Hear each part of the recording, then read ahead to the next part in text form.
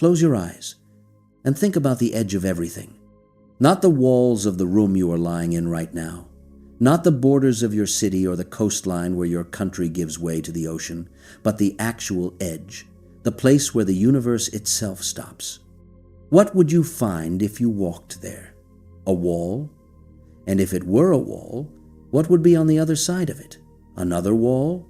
And beyond that? You are already uncomfortable, and you have not even left the bed. Good. That discomfort is 25 centuries old. You are in very good company tonight. Somewhere around the 5th century before the Common Era, on the coast of a region the Greeks called Thrace, a man named Leucippus sat down and thought the most dangerous thought a human being had yet produced. We know almost nothing about him. His biography is a void. No bust survives, no reliable birth date exists. He left behind no personal letters, no confessions, no record of who he loved or what kept him awake at the hour you find yourself awake right now. He may have been born in Miletus, or in Elea, or in Abdera, depending on which ancient source you choose to trust, and none of them agree. What we know is that Leucippus looked at the world around him, at the soil and the sea and the light falling across both, and concluded that all of it, every tree and stone and fingernail and sunset, was made of tiny, indivisible pieces too small to see. He called them atomos, meaning uncuttable. The word would outlast every empire that followed him. But Leucippus did not stop at atoms. He had a student, a man named Democritus, and Democritus would take his teacher's quiet suggestion and turn it into an entire philosophy of existence. Democritus was born in Abdera around 460 BCE, and by all accounts he was the sort of person you would want sitting beside you on a long sea voyage. He laughed frequently. The ancients called him the laughing philosopher, and this was not meant as a compliment, at least not entirely. It was a way of noting that Democritus found the human condition amusing rather than tragic, which put him at odds with much of the Greek intellectual world, who preferred their thinkers solemn and their conclusions heavy.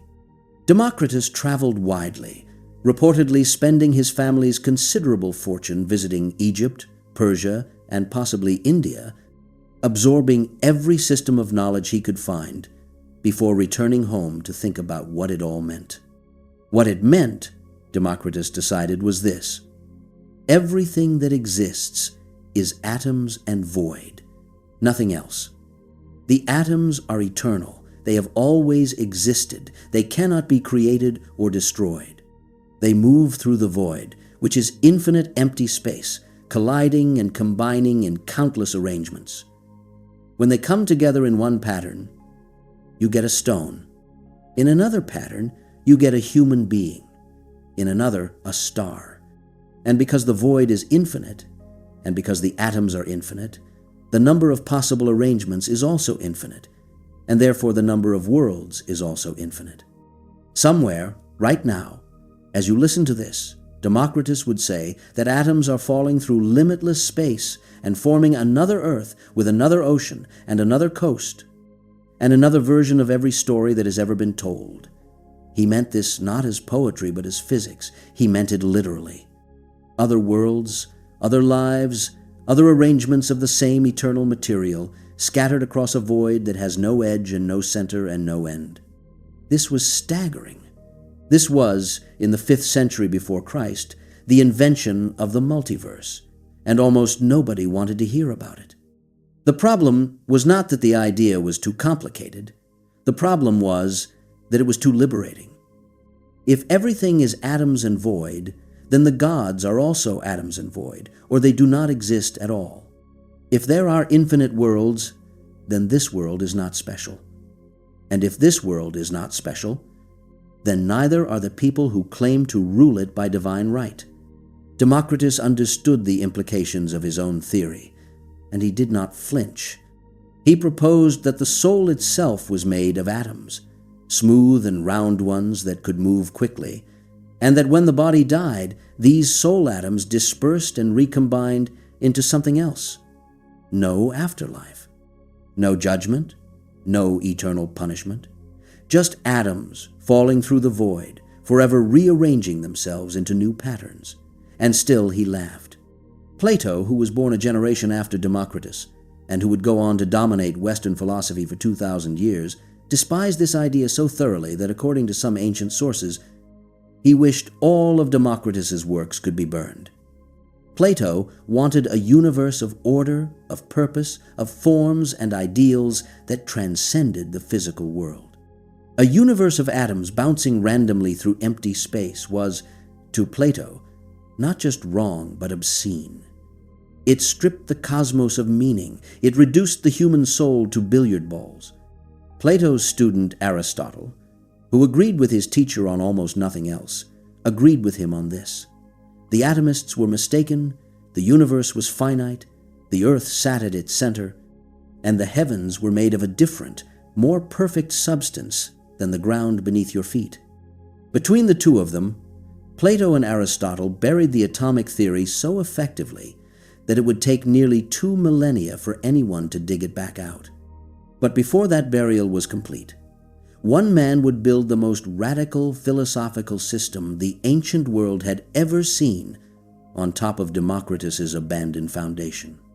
His name was Epicurus, and he was born on the island of Samos in 341 BCE, the son of an Athenian schoolteacher, and he would spend his life constructing an entire philosophy around the idea that atoms and void were the only things that existed, and that this was not a cause for despair, but for the deepest possible peace of mind.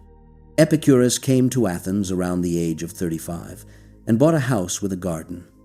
That garden would become the most famous philosophical school of the ancient world, after Plato's Academy and Aristotle's Lyceum, and it would be different from both in ways that scandalized polite Greek society.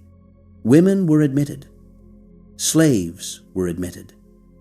You did not need wealth or social standing to walk through the gate. What you needed was a willingness to confront the nature of reality as Epicurus understood it. And what Epicurus understood was this: the universe is infinite. The atoms are infinite. The number of worlds is infinite, and you are going to die. That final clause was the key to the whole system. Epicurus believed that the primary source of human suffering was not poverty or illness or political oppression, but fear, and that the two greatest fears were fear of the gods and fear of death.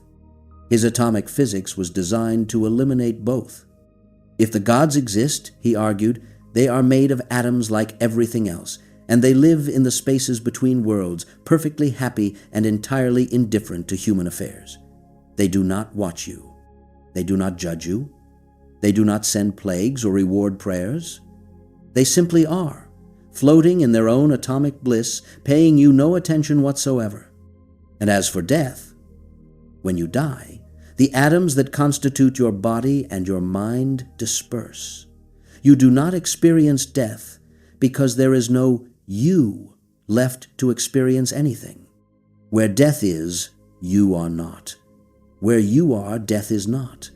Therefore, death is nothing to you. Now, here is the part that matters for the question you are falling asleep to tonight. Epicurus took Democritus's idea of infinite worlds and expanded it into something that sounds at a distance of 23 centuries remarkably like modern multiverse theory. He argued that in an infinite universe with infinite atoms, every possible arrangement of matter must occur, and must occur an infinite number of times. Not just other worlds, but worlds identical to this one. Not just worlds with other people, but worlds with other versions of you, making different choices, living different lives, arriving at different fates. He wrote, or at least his followers recorded him as saying, that the number of worlds is unlimited, and some are similar to this world, and some are very different. Some of those worlds have living creatures and plants and other things we see in this world, and some do not. And this was not mysticism. This was logic. If the universe is infinite, and the atoms are infinite, and the void is infinite, then the conclusion is unavoidable. Everything that can happen does happen, somewhere, in some arrangement of the same eternal particles. Epicurus's most devoted follower, a Roman poet named Lucretius, would write all of this down in a single extraordinary poem sometime around 55 BCE. The poem was called De Rerum Natura, which translates as On the Nature of Things, and it is one of the most beautiful and unsettling works of literature ever produced. Lucretius was a man writing against his own time, trying to convince a Roman audience raised on gods and omens and sacrificial rituals that the universe was governed by nothing more than atoms falling through empty space. He wrote with the desperation of someone who genuinely believed that understanding atomic physics could cure human misery, and with the skill of a poet who knew that desperation alone would convince no one. In the poem, Lucretius poses the thought experiment that has troubled every person who has ever tried to imagine the edge of the universe. Suppose, he says, you travel to the very boundary of space. You stand at the outermost limit. You throw a spear. Either the spear continues forward, in which case the boundary was not the boundary after all and space extends further, or the spear bounces off something, in which case there is something beyond the boundary and space extends further. Either way, the boundary recedes. Either way, you can throw another spear, and another, and another. The universe cannot have an edge. The void goes on forever. And if the void goes on forever, then the atoms within it go on forming worlds forever, and the number of worlds is infinite, and somewhere out in that infinity, another you is lying in another room, listening to another voice, falling asleep to the same thought. Lucretius was writing in a world that was not ready for him. The poem survived by a thread. A single manuscript copy, found in a German monastery in 1417 by a Renaissance book hunter named Poggio Bracciolini, was all that stood between De Rerum Natura and oblivion. Every copy before it had been lost or deliberately destroyed over the centuries. The Christian Church had no use for a poem that denied the existence of an afterlife, dismissed the gods as irrelevant, and proposed that the universe was a machine made of meaningless particles. For 1,000 years, Lucretius sat in the dark, waiting.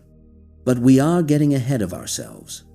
Between Epicurus and the Renaissance, the idea of infinite worlds did not vanish entirely. It simply went underground, surfacing in odd places, in the margins of medieval manuscripts, in the speculations of Islamic philosophers who had access to Greek texts that the Christian West had lost. In the 13th century, the Bishop of Paris issued a famous condemnation of 219 philosophical propositions, many of them drawn from Aristotle, and buried in that list was a curious prohibition. Scholars were forbidden from teaching that God could not create multiple worlds if he wished to. The condemnation was aimed at Aristotle's claim that only one world could exist, but it had an unintended consequence. By insisting that God could create many worlds, the Church accidentally opened the door to the possibility that he had. The theologians had meant to defend God's omnipotence, but what they had really done was give future thinkers permission to imagine a cosmos far stranger than Aristotle had allowed. One of those thinkers was a German cardinal named Nicholas of Cusa, who in 1440 wrote a book called De Docta Ignorantia, or On Learned Ignorance. Nicholas was careful. He was a man of the church. He wrapped his ideas in enough theological language to protect himself from accusation. But buried in that careful prose was a radical cosmology. Nicholas argued that the universe had no center and no circumference. Every point in the universe could consider itself the center, just as every point on the surface of a sphere is equally central. The Earth was not the center of everything. The stars were not fixed to a crystal sphere. The universe extended without limit in every direction, and other worlds, populated by other beings, could exist throughout it. Nicholas survived. He was even made a cardinal. But his ideas would find their way into the hands of someone far less careful. Someone who would say out loud what Nicholas had only whispered in the margins, and who would pay for that loudness with his life. Filippo Bruno was born in 1548 in the town of Nola, near Naples, at the foot of Mount Vesuvius. He entered a Dominican monastery at the age of 17 and took the name Giordano. He was brilliant, restless, argumentative, and entirely incapable of keeping a dangerous thought to himself, which is a magnificent combination if you wish to change the history of ideas, and a fatal one if you wish to survive the 16th century. Within a few years of taking his vows, Bruno was already under suspicion of heresy for reading banned books and for questioning the doctrine of the Trinity. He fled the monastery. He fled Naples.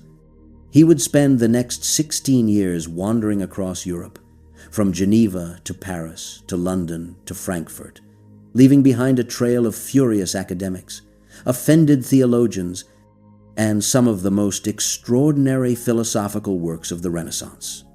Bruno read Lucretius. He read Nicholas of Cusa.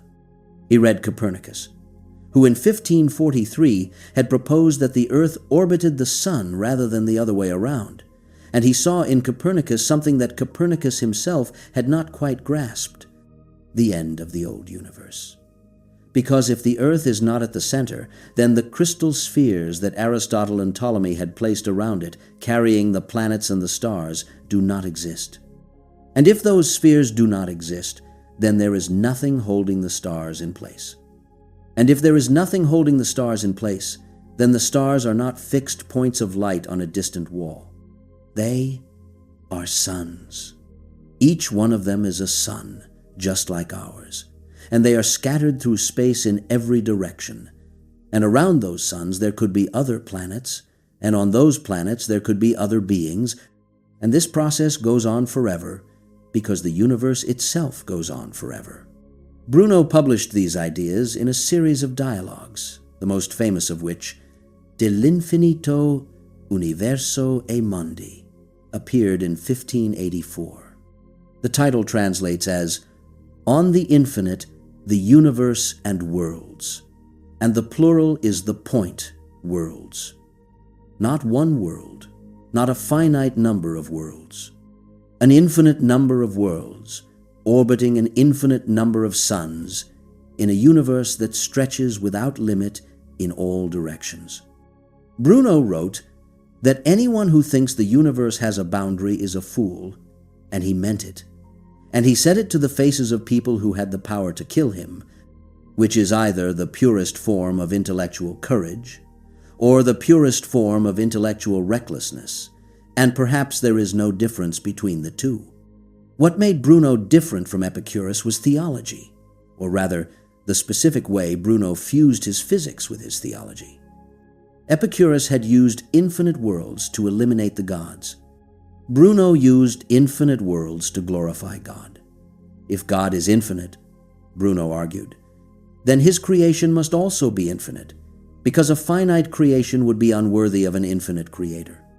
An infinite God who made only one small world would be like a painter who owned an unlimited supply of paint and chose to decorate only a single stone.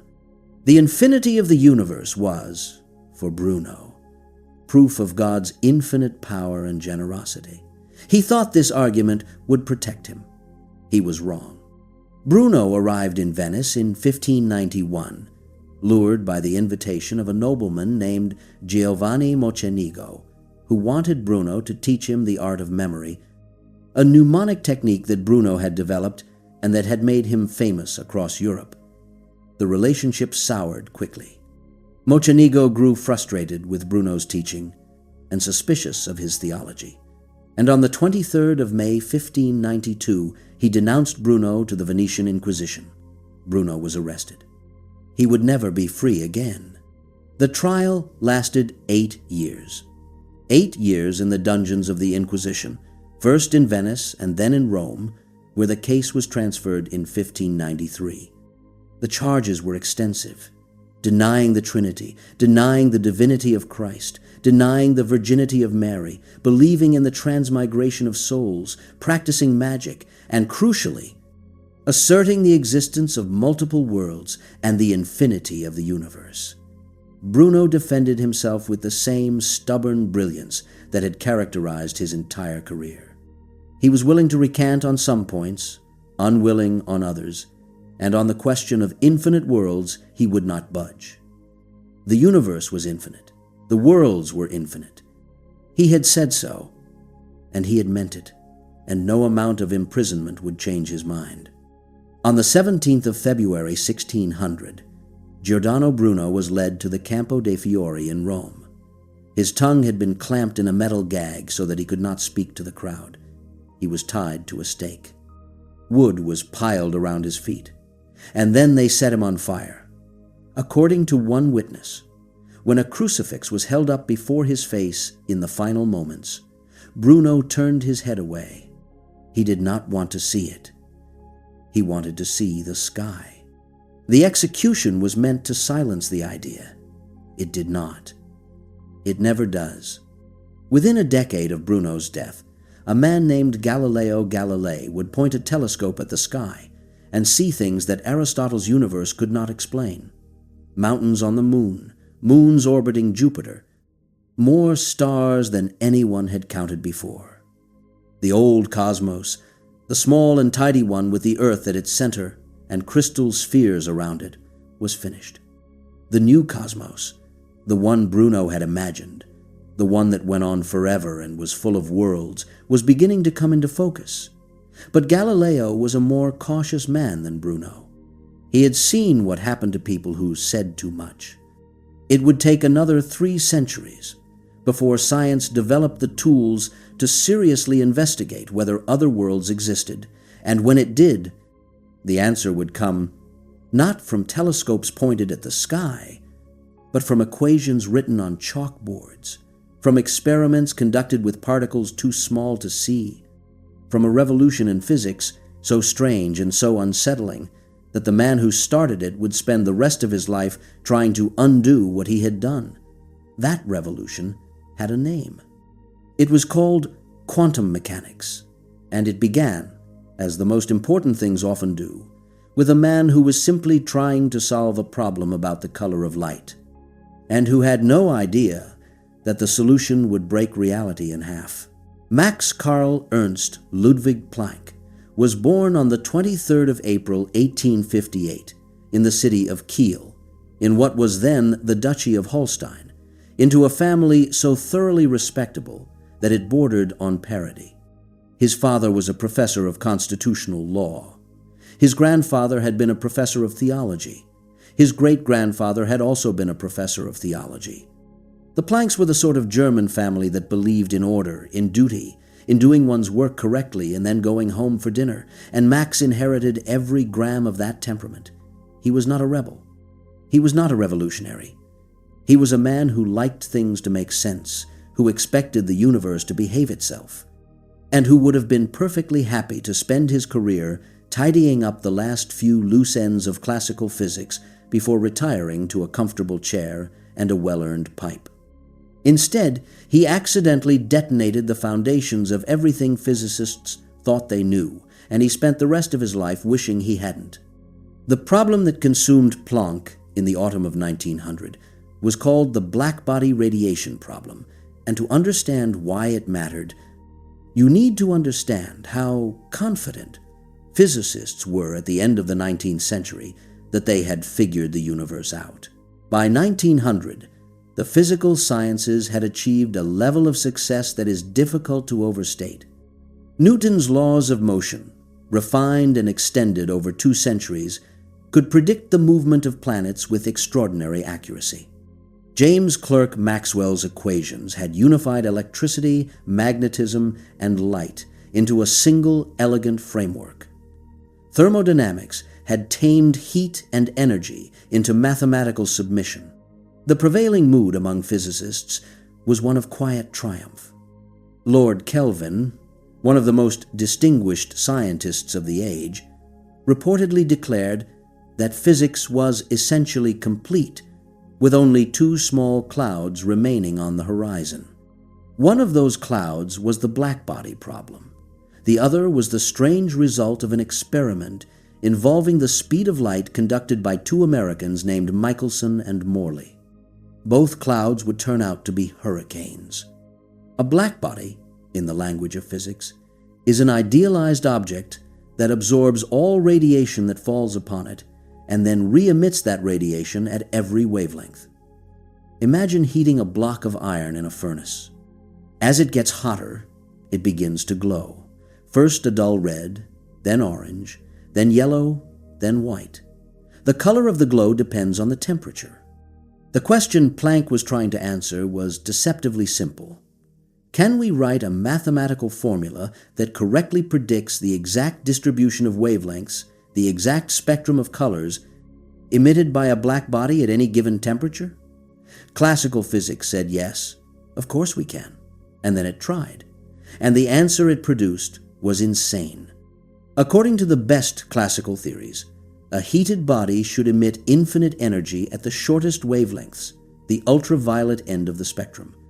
This meant that every object in the universe, at any temperature above absolute zero, should be radiating an infinite amount of ultraviolet light at all times. Your body, the chair you are sitting in, the walls of your room, all of it should be blazing with invisible radiation powerful enough to kill you.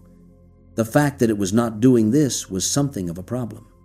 Physicists called it the ultraviolet catastrophe, and they were not using the word catastrophe lightly. Planck worked on this problem with the dogged persistence of a man who believed that the universe owed him an answer. He tried every trick he knew. He rearranged the equations. He approached the problem from different angles. He applied every tool that classical physics had given him, and nothing worked. The mathematics kept producing infinity, where reality produced a perfectly well-behaved spectrum. And then, sometime in October of 1900, out of what he later described as an act of desperation, Planck tried something he did not believe in. He assumed that energy was not continuous. He assumed that instead of flowing smoothly like water, energy came in tiny, discrete packets, fixed portions that could not be subdivided. He called these packets quanta, from the Latin word for how much, and he introduced a new constant, an absurdly small number, to define the size of each packet at any given frequency. He plugged this assumption into his equations, and the equations worked. The formula he produced matched the experimental data perfectly. The ultraviolet catastrophe vanished. The spectrum of blackbody radiation was explained. Planck should have been overjoyed. He was not. He was horrified. Because the assumption he had made, that energy comes in discrete chunks rather than continuous streams, was not a minor adjustment. It was a violation of everything classical physics held sacred. In the classical world, energy was smooth. You could divide it as finely as you wished. You could have half a unit of energy, or a quarter, or a millionth. The idea that energy came in fixed, indivisible portions was, to a classical physicist, like being told that you could walk 3 steps or 4 steps, but never 3.5. It made no physical sense. Planck was certain that his little trick, his assumption of quantized energy, was just a mathematical convenience. A clever accounting device that happened to produce the right answer, but did not reflect anything real about the way the universe actually worked. Someone, someday, would figure out the real explanation, and the quanta would go away. He believed this with his whole heart. He was wrong. The constant Planck had introduced, the tiny number that determined the size of each energy packet, would come to be known as Planck's constant, and it would turn out to be one of the most fundamental numbers in all of physics, as important as the speed of light or the gravitational constant. It is engraved on his tombstone in Göttingen. The universe had handed Planck the key to a door he did not want to open, and he spent the next decade trying to put it back under the mat. The man who picked it up was 21 years old, living in a cramped apartment in Bern, Switzerland, working 6 days a week as a patent clerk, and his name was Albert Einstein. In 1905, Einstein would publish 4 papers that collectively represented the single most productive year in the history of physics. One of those papers introduced the special theory of relativity. Another proved the existence of atoms by explaining the random movement of pollen grains in water. But the paper that concerns us tonight, the one that would eventually win Einstein the Nobel Prize, was about the photoelectric effect, and what it said was something that Planck had been too frightened to say himself. The photoelectric effect was a puzzling phenomenon that had been observed since the 1880s. When you shine light on certain metals, electrons fly off the surface of the metal. Classical physics predicted that the energy of those electrons should depend on the brightness of the light, brighter light, more energetic electrons. But that was not what happened. What happened was that the energy of the electrons depended on the color of the light, its frequency, not its brightness. Dim violet light could knock electrons loose with considerable energy, while the brightest red light in the world could not dislodge a single one. Classical physics could not explain this. It was as if throwing 1,000 tennis balls at a wall had no effect, but throwing a single marble could blow a hole through it. Einstein looked at this problem and saw Planck's quanta staring back at him. But where Planck had treated quantization as a reluctant mathematical trick, a useful fiction applied to the emission of light, Einstein took the idea seriously, literally. He proposed that light itself was quantized, not just the emission or the absorption, but the light itself. Light, Einstein argued, was not a continuous wave washing smoothly through space, as Maxwell's equations described. Light was a stream of particles, tiny bullets of energy, each carrying a fixed amount determined by its frequency and by Planck's constant. He called these particles light quanta. Later, in 1926, the American chemist Gilbert Lewis would give them a catchier name, photons. This was a far more radical claim than Planck had ever dared to make, and it terrified the physics establishment. Maxwell's wave theory of light was one of the crown jewels of classical physics. It explained reflection, refraction, diffraction, interference, and 100 other phenomena with exquisite precision. And now Einstein, a 26-year-old patent clerk with no academic position and no laboratory, was telling the world that Maxwell was incomplete, that light was also a particle, that it was somehow both a wave and a particle at the same time. The physics community responded with the enthusiasm of a cat being offered a bath. Planck himself, when he later wrote a recommendation letter for Einstein's admission to the Prussian Academy of Sciences, felt compelled to apologize for Einstein's light quantum hypothesis, calling it an overreach that should not be held against an otherwise brilliant young man. Even the people who most admired Einstein thought he had gone too far. But the mathematics worked. Einstein's explanation of the photoelectric effect was precise, testable, and correct. And in 1916, the American physicist Robert Millikan, who had spent a decade trying to disprove it because he found the idea of light particles personally offensive, was forced to admit that every one of his experiments confirmed Einstein's predictions exactly.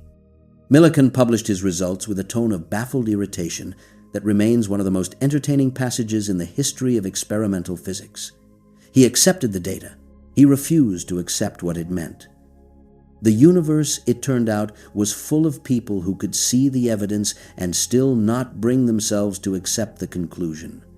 Now, the trouble with the light quantum was not just that it offended classical physicists. The trouble was that it should not have been possible. Light behaved like a wave. This was not a matter of opinion. You could set up an experiment. The famous double-slit experiment, first performed by Thomas Young in 1801, and watch light produce interference patterns, bands of light and dark that only waves could create. Particles do not interfere with each other the way waves do. Throw 2 handfuls of sand at a wall, and you get 2 piles.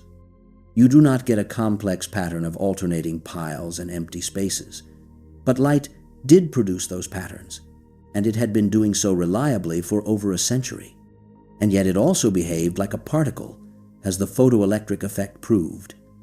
So what was it? A wave? A particle? Both? Neither? Nobody knew. And nobody would know for quite some time, because the universe was about to get considerably stranger. In 1911, a young Danish physicist named Niels Henrik David Bohr finished his doctorate at the University of Copenhagen with a thesis on the electron theory of metals.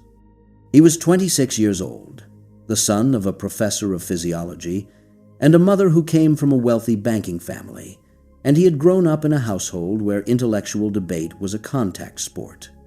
His father hosted regular gatherings of Copenhagen's academic elite, and young Niels and his brother Harold, who would become a distinguished mathematician and Olympic footballer, grew up arguing about philosophy, science, and everything else over the dinner table.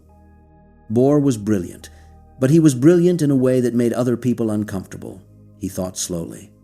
He spoke in long, winding sentences that circled their subject like a hawk before diving. He revised his papers so many times that his colleagues joked about it, and then revised them again. When he arrived at an idea, he arrived at it from every possible direction, and the idea, by the time he was finished with it, had been examined so thoroughly that there was nothing left to find. In 1912, Bohr traveled to Manchester, England, to work in the laboratory of Ernest Rutherford, a large, loud, fiercely energetic New Zealander, who had recently made a discovery that had thrown atomic physics into crisis. Rutherford had been shooting alpha particles at gold foil and watching where they bounced. Most of them passed straight through as expected. But a tiny fraction bounced back at sharp angles, as if they had hit something solid and very small. Rutherford calculated that the atom must have a dense, positively charged nucleus at its center, with the negatively charged electrons orbiting around it at a considerable distance, like planets around a sun. The image was elegant and intuitive, and it was also, according to classical physics, completely impossible. Here was the problem. According to Maxwell's equations, a charged particle moving in a curved path, which is what an orbiting electron does, must emit electromagnetic radiation. It must lose energy continuously, and if it is losing energy continuously, it must spiral inward, losing speed and altitude, until it crashes into the nucleus. Classical physics predicted that every atom in the universe should collapse in on itself in approximately 100 millionth of a second. The fact that atoms did not do this, that they had been sitting there perfectly stable for billions of years, was, if you took classical physics seriously, inexplicable. Rutherford's model of the atom worked perfectly as a description of what the atom looked like. It failed completely as an explanation of why the atom did not immediately destroy itself. Bohr looked at this problem and saw, as Einstein had seen in the photoelectric effect, the fingerprints of Planck's constant. In 1913, Bohr proposed a model of the atom that was as audacious as anything Einstein had done and, in its own way, even more disturbing. Bohr accepted Rutherford's nuclear model. Electrons did orbit the nucleus, but they did not orbit at just any distance. They were confined to specific fixed orbits, quantized orbits, each one corresponding to a specific energy level. An electron could occupy the first orbit, or the second, or the third, but it could not occupy the space between them, just as Planck's energy came in packets that could not be subdivided. When an electron jumped from a higher orbit to a lower one, it released a photon, a quantum of light whose energy exactly equaled the difference between the two levels. When it absorbed a photon of exactly the right energy, it jumped up. And when it was in its lowest orbit, the ground state, it simply stayed there. It did not spiral inward. It did not radiate. It sat in its fixed position, perfectly stable, because there was nowhere lower to go. The model worked. It predicted the wavelengths of light emitted by hydrogen atoms with stunning precision, matching experimental data that had been puzzling spectroscopists for decades.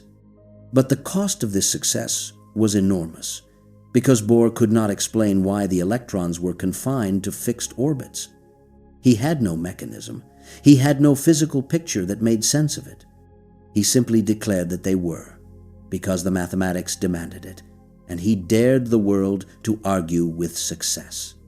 The world argued anyway, but the data was on Bohr's side, and one by one, the old objections fell away. What Bohr had done, without fully realizing it, was to complete the demolition that Planck had begun and Einstein had accelerated. The three of them, the reluctant revolutionary, the fearless patent clerk, and the slow-speaking Dane, had dismantled the classical picture of reality at its three most fundamental levels. Planck had shown that energy was not continuous. Einstein had shown that light was not purely a wave. Bohr had shown that the atom did not behave the way Newton's mechanics said it should. In the space of 13 years, from 1900 to 1913, the floor had fallen out of physics. What had replaced it was not a new floor. It was a collection of brilliant, disconnected insights, each one correct, each one confirmed by experiment, and each one incompatible with the others and with everything that had come before. The quantum was real. Nobody doubted that anymore. But nobody understood what it meant, and nobody had a theory that tied all the pieces together. That theory would take another 12 years to arrive, and when it did, it would come in two competing versions, produced almost simultaneously by two very different men. The first was a young German named Werner Heisenberg, who in 1925, at the age of 23, sick with hay fever and hiding on the rocky island of Helgoland in the North Sea to escape the pollen, would construct an entirely new mathematical framework for atomic physics. Heisenberg's approach was radical in a way that made even Bohr uneasy. He refused to talk about what electrons were doing between measurements. He refused to describe their orbits, or their positions, or their paths.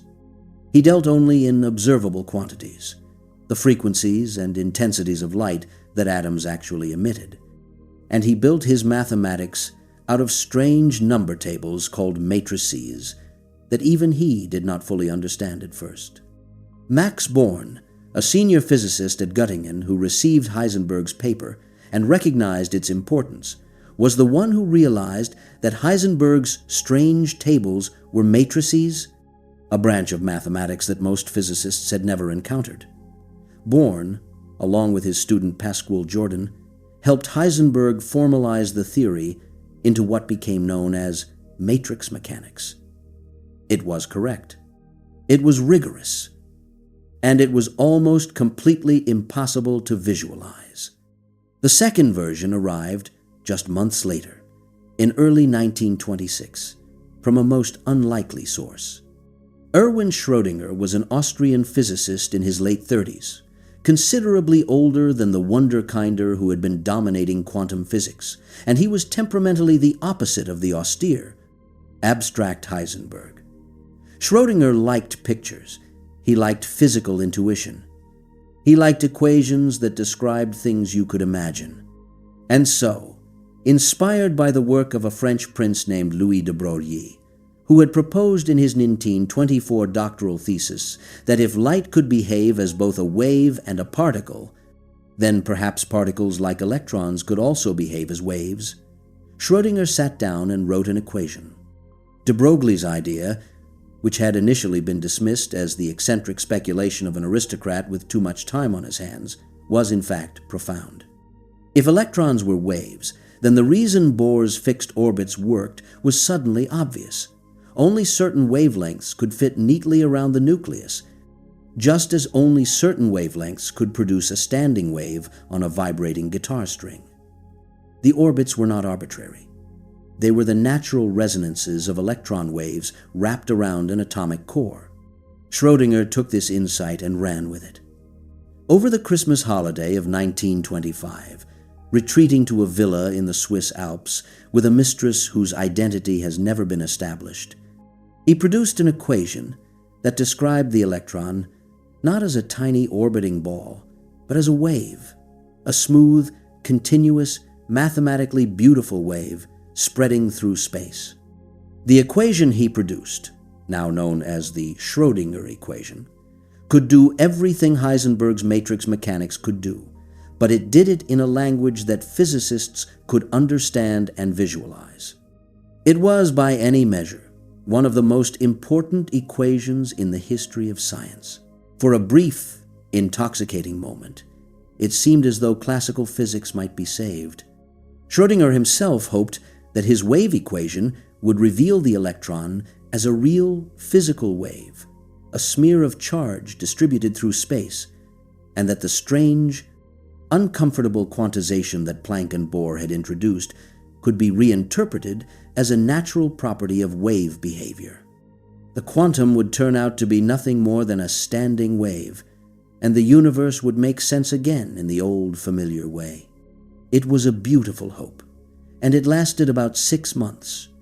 Because when physicists looked at what the Schrödinger equation actually described, at the mathematical object that obeyed it and evolved according to its rules, they realized that it was not describing a physical wave at all. The wave in Schrödinger's equation, denoted by the Greek letter psi, did not represent anything you could see or touch or measure. It was not made of matter. It was not made of energy. It was a wave of something else entirely, something for which physics had no name and no precedent, and its precise nature would become the central question of quantum physics, the question that would split the physics community into warring factions, the question that would drive men to fury and to madness, the question that keeps you awake tonight in this room, wondering about all the worlds you cannot see.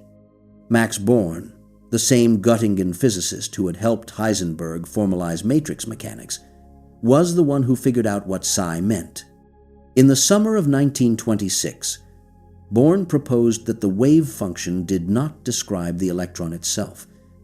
It described the probability of finding the electron in any given place. The square of the wave function at any point in space gave you the likelihood that the electron would be there when you looked. Before you looked, the electron did not have a definite position. It had a cloud of possibilities, a smeared-out probability distribution, and only when you performed a measurement, only when you actually looked, did the cloud collapse into a single definite answer. Born delivered this interpretation almost casually, in a footnote to a paper about something else, as if he were mentioning an obvious point that everyone should have seen already. In fact, he had just introduced the most disturbing idea in the history of science. The universe at its most fundamental level was not deterministic. It was not a clockwork machine grinding forward from cause to effect. It was probabilistic. It dealt in likelihoods, not certainties. And the act of observation, the simple act of looking at a thing, changed what the thing was doing. Before you measured, possibilities. After you measured, facts. And nothing in the theory told you which possibility would become fact. Nothing could predict the outcome of a single measurement. You could only calculate the odds. Einstein hated this. He hated it so much that he spent the last 3 decades of his life trying to prove it wrong. His objection was not merely technical, it was philosophical, almost spiritual. Einstein believed in a universe that existed independently of whether anyone was looking at it. He believed that the moon was there even when nobody was observing it. He believed that particles had definite positions and definite velocities at all times, whether or not anyone happened to measure them. The idea that reality was fundamentally uncertain, that it existed in a fog of probability until some observer came along and pinned it down, struck Einstein as not just wrong, but unacceptable. God does not play dice with the universe, he said, in what would become the most quoted sentence in the history of physics. Bohr's response, which was every bit as sharp, came quickly. Einstein, stop telling God what to do. That exchange would define the central conflict of 20th century physics, a conflict that is still unresolved tonight as you lie here in the dark. On one side stood Einstein, insisting that reality was real, that particles had properties whether anyone measured them or not, that the uncertainty of quantum mechanics was a reflection of our ignorance rather than a feature of the universe itself. On the other side stood Bohr, insisting that the old notion of objective reality was a relic of classical thinking, that quantum mechanics was not a temporary approximation waiting to be replaced by something more sensible, that the uncertainty was the point, and that anyone who could not accept this had simply not thought hard enough about what the experiments were telling them. The whole of physics was trembling. In the space of a single generation, the solid, predictable, mechanistic universe of Newton and Maxwell had been replaced by something that no one could fully describe, something that obeyed rules, unlike any rules that had come before, something that seemed to say that the most basic constituents of reality did not have definite properties until someone asked them a question. The old certainties were gone. The new uncertainties were unbearable. And out of that unbearable confusion, a young man in Princeton, New Jersey, a man so quiet that his colleagues sometimes forgot he was in the room, would soon have an idea so radical, so simple, so cosmically strange, that the physics establishment would try to pretend he had never said it at all. His suggestion was elegant and terrifying in equal measure, that the wave function never collapsed, that every possibility was realized, and that the universe was splitting, silently and constantly, into copies of itself, one for every outcome that the mathematics allowed. But that suggestion would not arrive for another 3 decades. And before you can understand why it was necessary, before you can grasp why a quiet graduate student would feel compelled to propose something so outrageous, you need to understand the problem he was trying to solve. You need to understand why, by the late 1920s, the most successful theory in the history of physics had a hole in its center the size of the universe, a hole that every physicist could see and nobody could fill. You need to understand the measurement problem. And for that, you need a cat. The cat comes later. First, the problem. By 1927, quantum mechanics had settled into a form that would have been recognizable to any physicist working today. The Schrödinger equation told you how the wave function evolved over time. Born's rule told you how to extract probabilities from that wave function.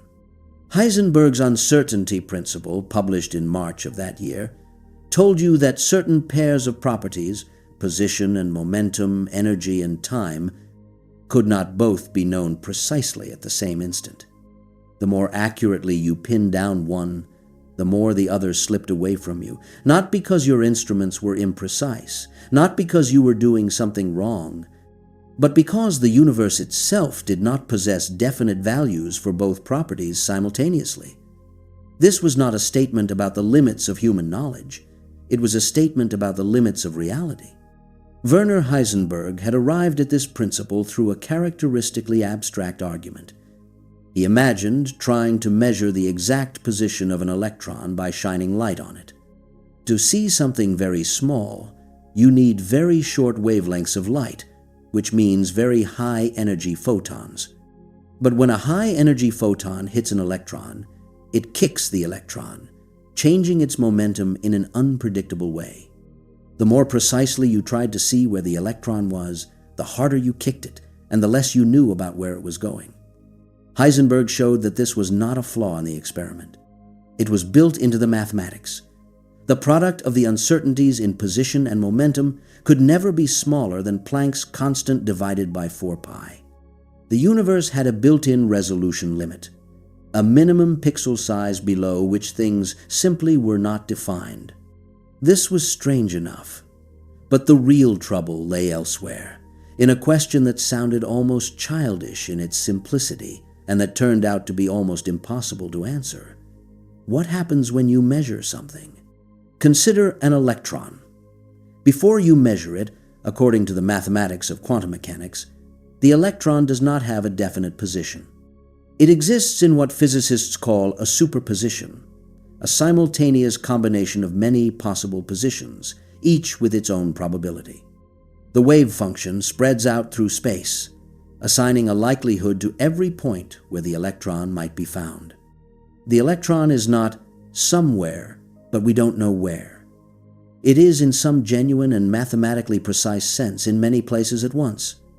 The wave function is not a description of our ignorance. It is a description of reality. And then you look.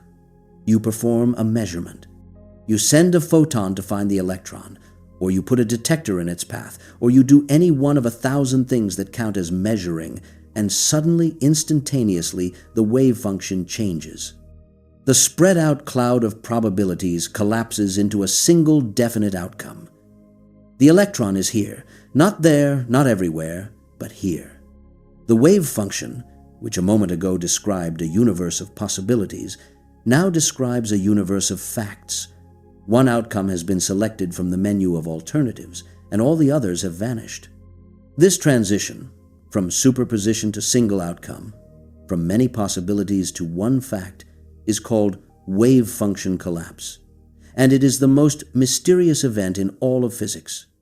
Because here is the question that no one could answer in 1927, and that no one can answer with complete confidence tonight. What caused the collapse? What was it about the act of measurement that forced the universe to choose? The Schrödinger equation itself does not describe collapse. The equation is perfectly smooth and continuous. It describes the wave function spreading out and evolving gracefully through time, never jumping, never collapsing, never making sudden choices. If you trust the equation, the superposition should go on forever. Nothing in the mathematics says it ever stops, but it does stop. Every time you measure a quantum system, you get a single, definite answer. The mathematics says many. Reality says one. And the gap between those two statements is the measurement problem. Niels Bohr had an answer. Or rather, Niels Bohr had a philosophical framework that he insisted was an answer and that his opponents insisted was an elaborate way of refusing to answer.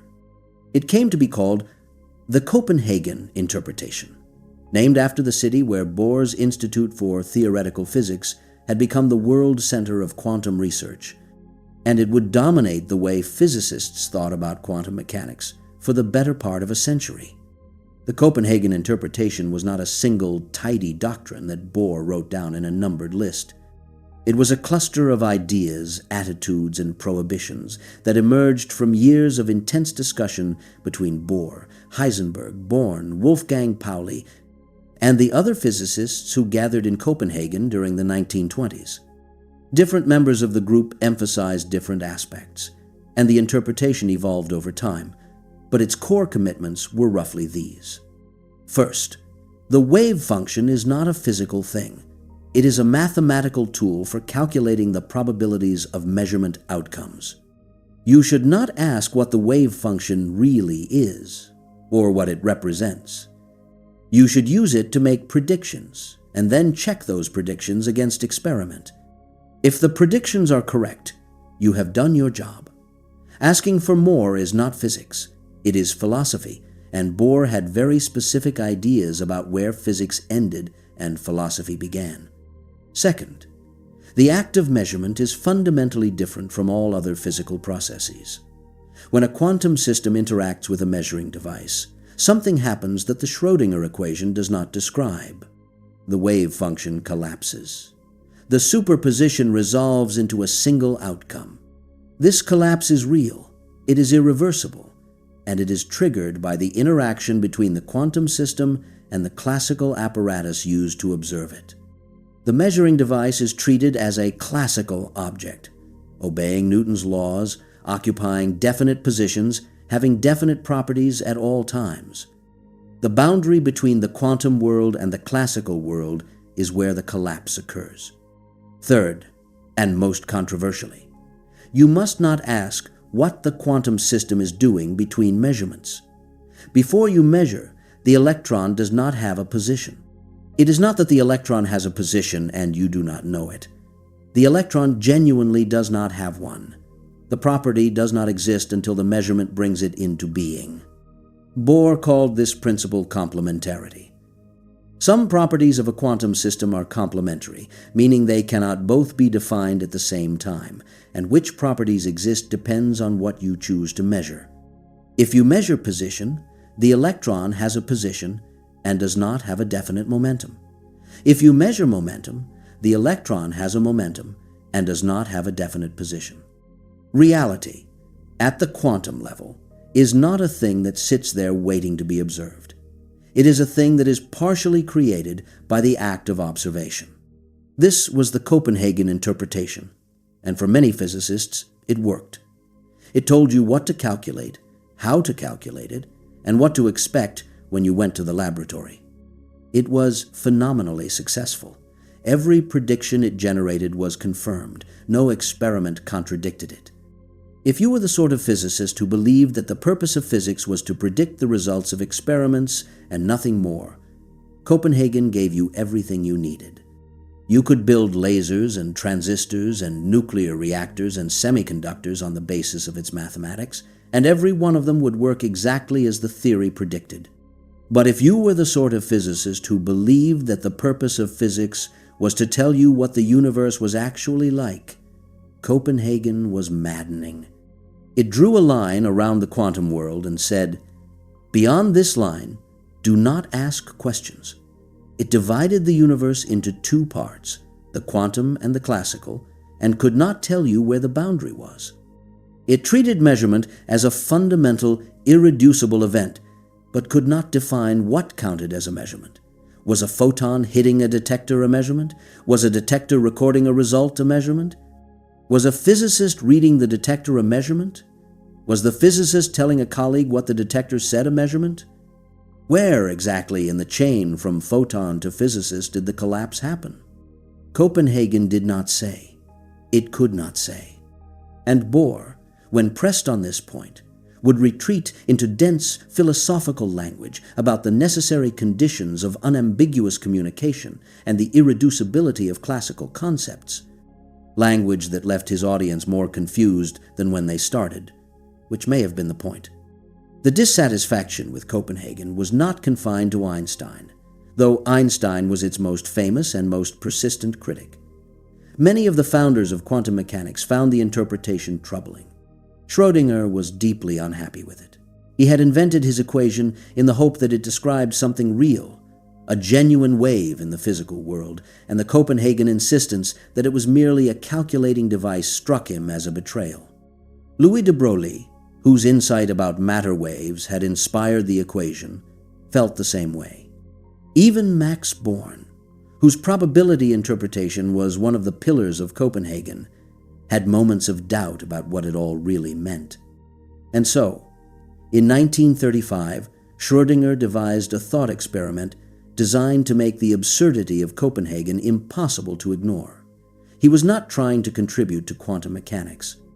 He was trying to demolish a particular way of thinking about it, to force the Copenhagen physicists to confront the full implications of their own theory, and to admit that something was wrong.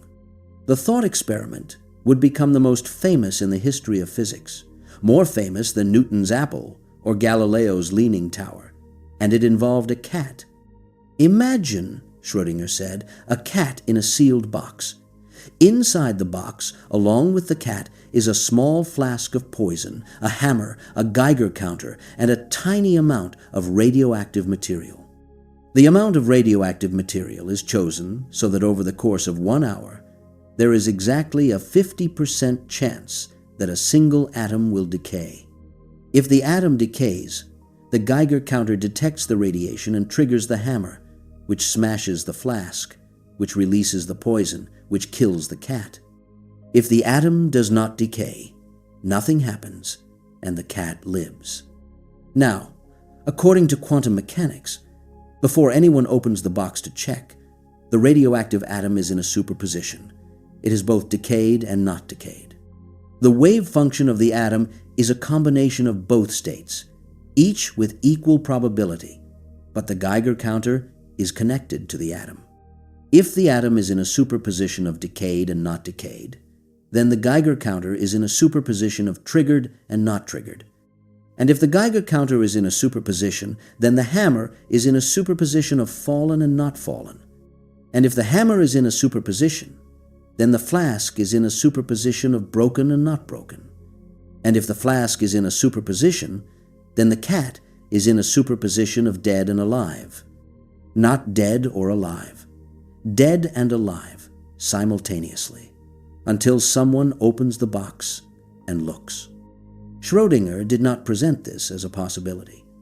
He presented it as a reductio ad absurdum, a logical argument that follows a premise to its ridiculous conclusion in order to prove that the premise is wrong. The point was not that cats could be dead and alive at the same time. The point was that if you took quantum superposition seriously, if you followed the mathematics without flinching, you ended up with dead and alive cats. And since dead and alive cats were obviously absurd, something about the way we were interpreting the mathematics must be wrong. The Copenhagen interpretation said that the superposition collapsed when a measurement occurred. Very well. When did the measurement occur? When the Geiger counter clicked? When the hammer fell? When the poison was released? When the cat died? When a human opened the box? Each answer created its own problems, and none of them was satisfying, and all of them exposed the uncomfortable truth that Copenhagen had no rigorous definition of what a measurement was. Bohr's response, characteristically, was to argue that the thought experiment was not a valid objection because it misrepresented the Copenhagen interpretation. The box, the Geiger counter, the hammer, and the cat were all macroscopic objects, classical objects. And the Copenhagen interpretation had always maintained that classical objects did not enter superpositions. The superposition existed at the quantum level, at the level of the atom, and it collapsed when the quantum system interacted with the classical measuring apparatus. The cat was never dead and alive. The atom was in a superposition, and the cat was always one thing or the other, and Schrödinger's error was in extending quantum rules to a domain where they did not apply. But this response only deepened the mystery. Because the cat is made of atoms, the Geiger counter is made of atoms. The hammer, the flask, the poison, the box, all of them are made of atoms, and all of those atoms obey quantum mechanics. If quantum mechanics is the fundamental theory of nature, if it applies to every particle in the universe, then there is no classical world. Classical physics is an approximation, a description that works well for large objects, but that is derived from and ultimately reducible to quantum mechanics. And if classical physics is an approximation, then the Copenhagen interpretation's insistence on a fundamental divide between the quantum and the classical is not a physical insight, but a conceptual band-aid, a way of avoiding the question rather than answering it. Where is the boundary? How many atoms does it take to cross from quantum to classical? 100? 1,000,000? 1,000,000,000,000? Nobody could say. And the more you pressed the question, the more it became clear that there was no principled answer, that the line between quantum and classical was drawn by convenience rather than by physics, and that Schrödinger's cat, far from being a silly thought experiment, had exposed a crack in the foundations of the most successful theory in history. The problem was not merely academic. In the decades that followed, physicists would develop a formal framework called decoherence theory that explained why large objects like cats and Geiger counters do not appear to be in superpositions. The idea, developed in its modern form, primarily by the German physicist H. Dieter Zeh, beginning in the 1970s and elaborated by Wojciech Zurek in the 1980s, was that macroscopic objects interact with their environment, with the air molecules around them, the photons bouncing off them, the vibrations in the ground beneath them, in ways that are so complex and so rapid that the quantum superpositions become unobservable almost instantly. The different branches of the superposition lose their ability to interfere with each other, a process called decoherence, and the system behaves for all practical purposes as if the superposition had collapsed into a single outcome. Decoherence explained why we never see dead and alive cats. It explained why the classical world looks classical. But decoherence did not solve the measurement problem. It explained why superpositions become invisible to us. It did not explain why one particular outcome is realized rather than another. After decoherence, The wave function still contains all the branches. They are still there in the mathematics. They have simply become unable to talk to each other. The probabilities have been distributed, but the selection has not been made. Decoherence tells you why the world looks as though the wave function has collapsed. It does not tell you that it actually has. The cat, in the mathematics, is still dead and alive. You just cannot tell anymore. This distinction between the appearance of collapse and the reality of collapse might sound like angels dancing on the head of a pin, the sort of question that makes a practical person throw up their hands and go back to building transistors.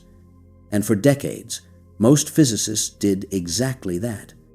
The Copenhagen interpretation became the default, not because everyone was satisfied with it, but because it worked in practice, and because the alternatives seemed even worse.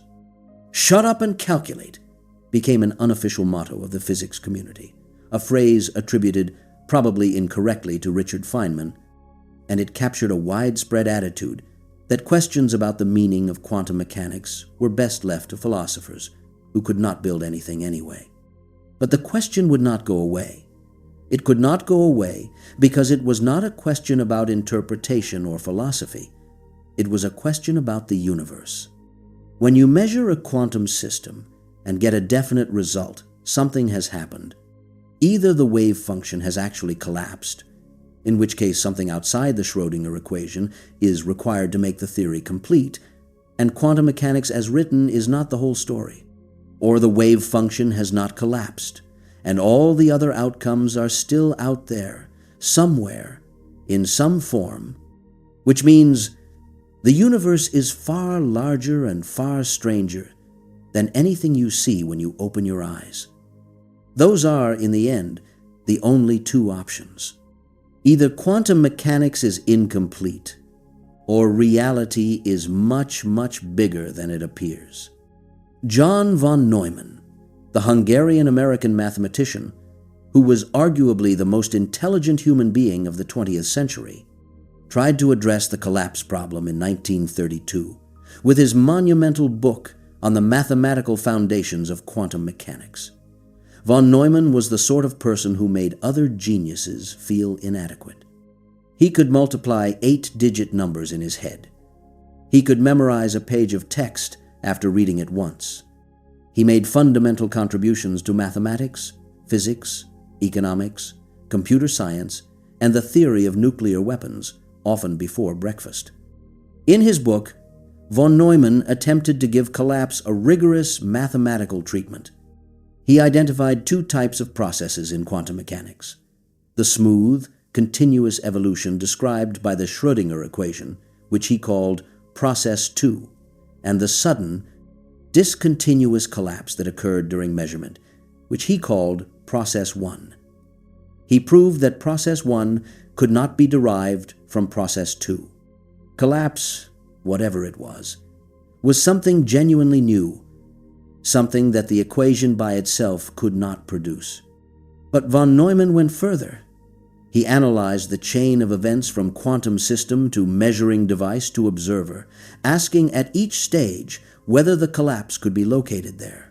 And he showed, through a rigorous mathematical argument, that it could not be located at any particular point in the chain. You could draw the boundary between the quantum system and the classical apparatus anywhere you liked, and the predictions of the theory would come out the same. The collapse was, mathematically speaking, sliding. It had no fixed address. It could be at the Geiger counter, or at the hammer, or at the cat, or at the human observer, and the mathematics could not distinguish between these options. Von Neumann himself seemed to lean toward the idea that the collapse occurred at the level of consciousness, that it was the act of a conscious mind becoming aware of the result that caused the wave function to resolve. He never stated this explicitly as a firm conclusion, but the suggestion was there, and others would pick it up and run with it. Eugene Wigner, another Hungarian-American physicist and a close friend of von Neumann, pushed this idea further in the early 1960s. Wigner devised his own thought experiment, now known as Wigner's friend, which was essentially Schrödinger's cat with a human being instead of a cat. Imagine a physicist inside a sealed laboratory, performing a quantum measurement.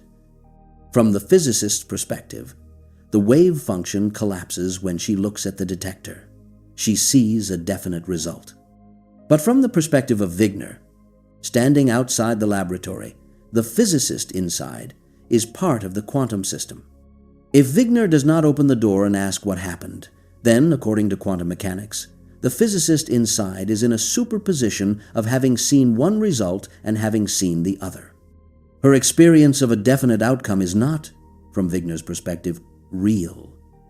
It is only when Wigner opens the door and learns the result that the superposition collapses for him. This was deeply uncomfortable.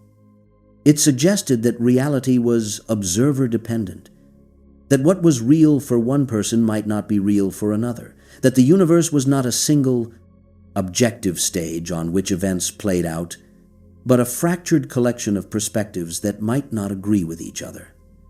It also raised the question that von Neumann had hinted at. Was consciousness doing the collapsing? Was the mind, the thing that physics had always treated as a spectator, actually playing a role in determining the nature of physical reality? Was the universe, in some profound and literal sense, watching itself into existence? Some physicists found this idea thrilling. Others found it appalling.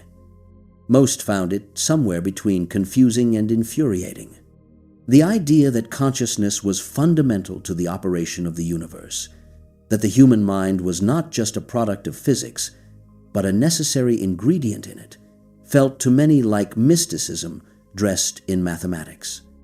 It opened the door to all sorts of claims that serious physicists wanted no part of, that thought could influence reality, that observation could create particles, that quantum mechanics proved the existence of the soul. The popular culture would eventually run wild with these ideas, producing an entire genre of quantum mysticism that bore approximately the same relationship to actual physics as astrology bears to astronomy. But the question that generated the mysticism was a legitimate one, and it had not been answered. What collapses the wave function? What makes the universe decide? The Copenhagen interpretation, for all its practical success, had left this question open, and the more carefully you examined its answers, the more they dissolved into carefully worded evasions. Bohr's insistence that the quantum and classical worlds were fundamentally different was not a solution. It was a restatement of the problem. Bohr's complementarity, his claim that wave and particle were complementary descriptions of a single reality, was beautiful and suggestive, but it told you nothing about what happened between measurements. The shut up and calculate approach, which worked splendidly in the laboratory, was intellectually dishonest because it pretended that the question did not exist, and the question very obviously did exist, and it was not going away. And somewhere in the early 1950s, a young man who had not yet learned that he was supposed to ignore it was about to walk into the office of a professor at Princeton University and say, with the calm assurance of someone who genuinely could not understand why nobody had thought of this before, that the answer was obvious. The wave function never collapses. Every outcome happens.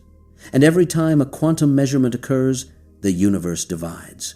That, stripped to its bones, was the idea.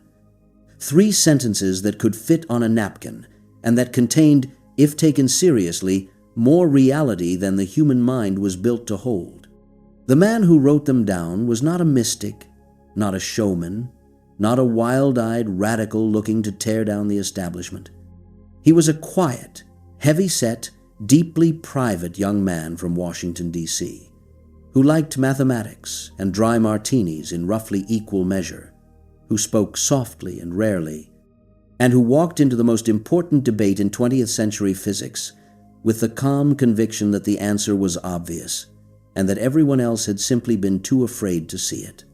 Hugh Everett III was born on the 11th of November, 1930, in Washington, D.C. His father, Hugh Everett II, was a military officer who had served in the Second World War and who would later work in operations research. His mother, Catherine, separated from his father when Hugh was young, and the boy grew up in a household shaped more by absence than by presence. He was by all accounts precocious in the way that makes teachers nervous, not merely bright, but unsettlingly bright. The kind of child who reads everything available and then writes letters to famous scientists, asking questions that the famous scientists cannot easily answer. At the age of 12, he wrote to Albert Einstein. Einstein, remarkably, wrote back. The content of their exchange has not survived, but the fact of it tells you something about the boy. He was not intimidated by authority, and he had already developed the habit of going directly to the source. Everett studied chemical engineering at the Catholic University of America in Washington before moving in 1953 to Princeton University to pursue graduate work in physics. Princeton in the 1950s was one of the most extraordinary concentrations of intellectual talent in human history. Einstein was still alive, still working, still walking the tree-lined streets of the town in his rumpled sweater with his white hair uncombed. The Institute for Advanced Study, just down the road, housed some of the most powerful minds in mathematics and physics. And in the physics department itself, the dominant figure was a tall, charming Texan named John Archibald Wheeler, a man who combined genuine brilliance with an almost theatrical enthusiasm for big ideas, and who had a gift for coining phrases that stuck. Wheeler had helped develop the theory of nuclear fission. He had worked on the Manhattan Project. He would later popularize the term black hole. And in 1953, he became Hugh Everett's doctoral advisor, a decision that would lead to one of the most fascinating and most heartbreaking stories in the history of science. Everett arrived at Princeton already troubled by the measurement problem.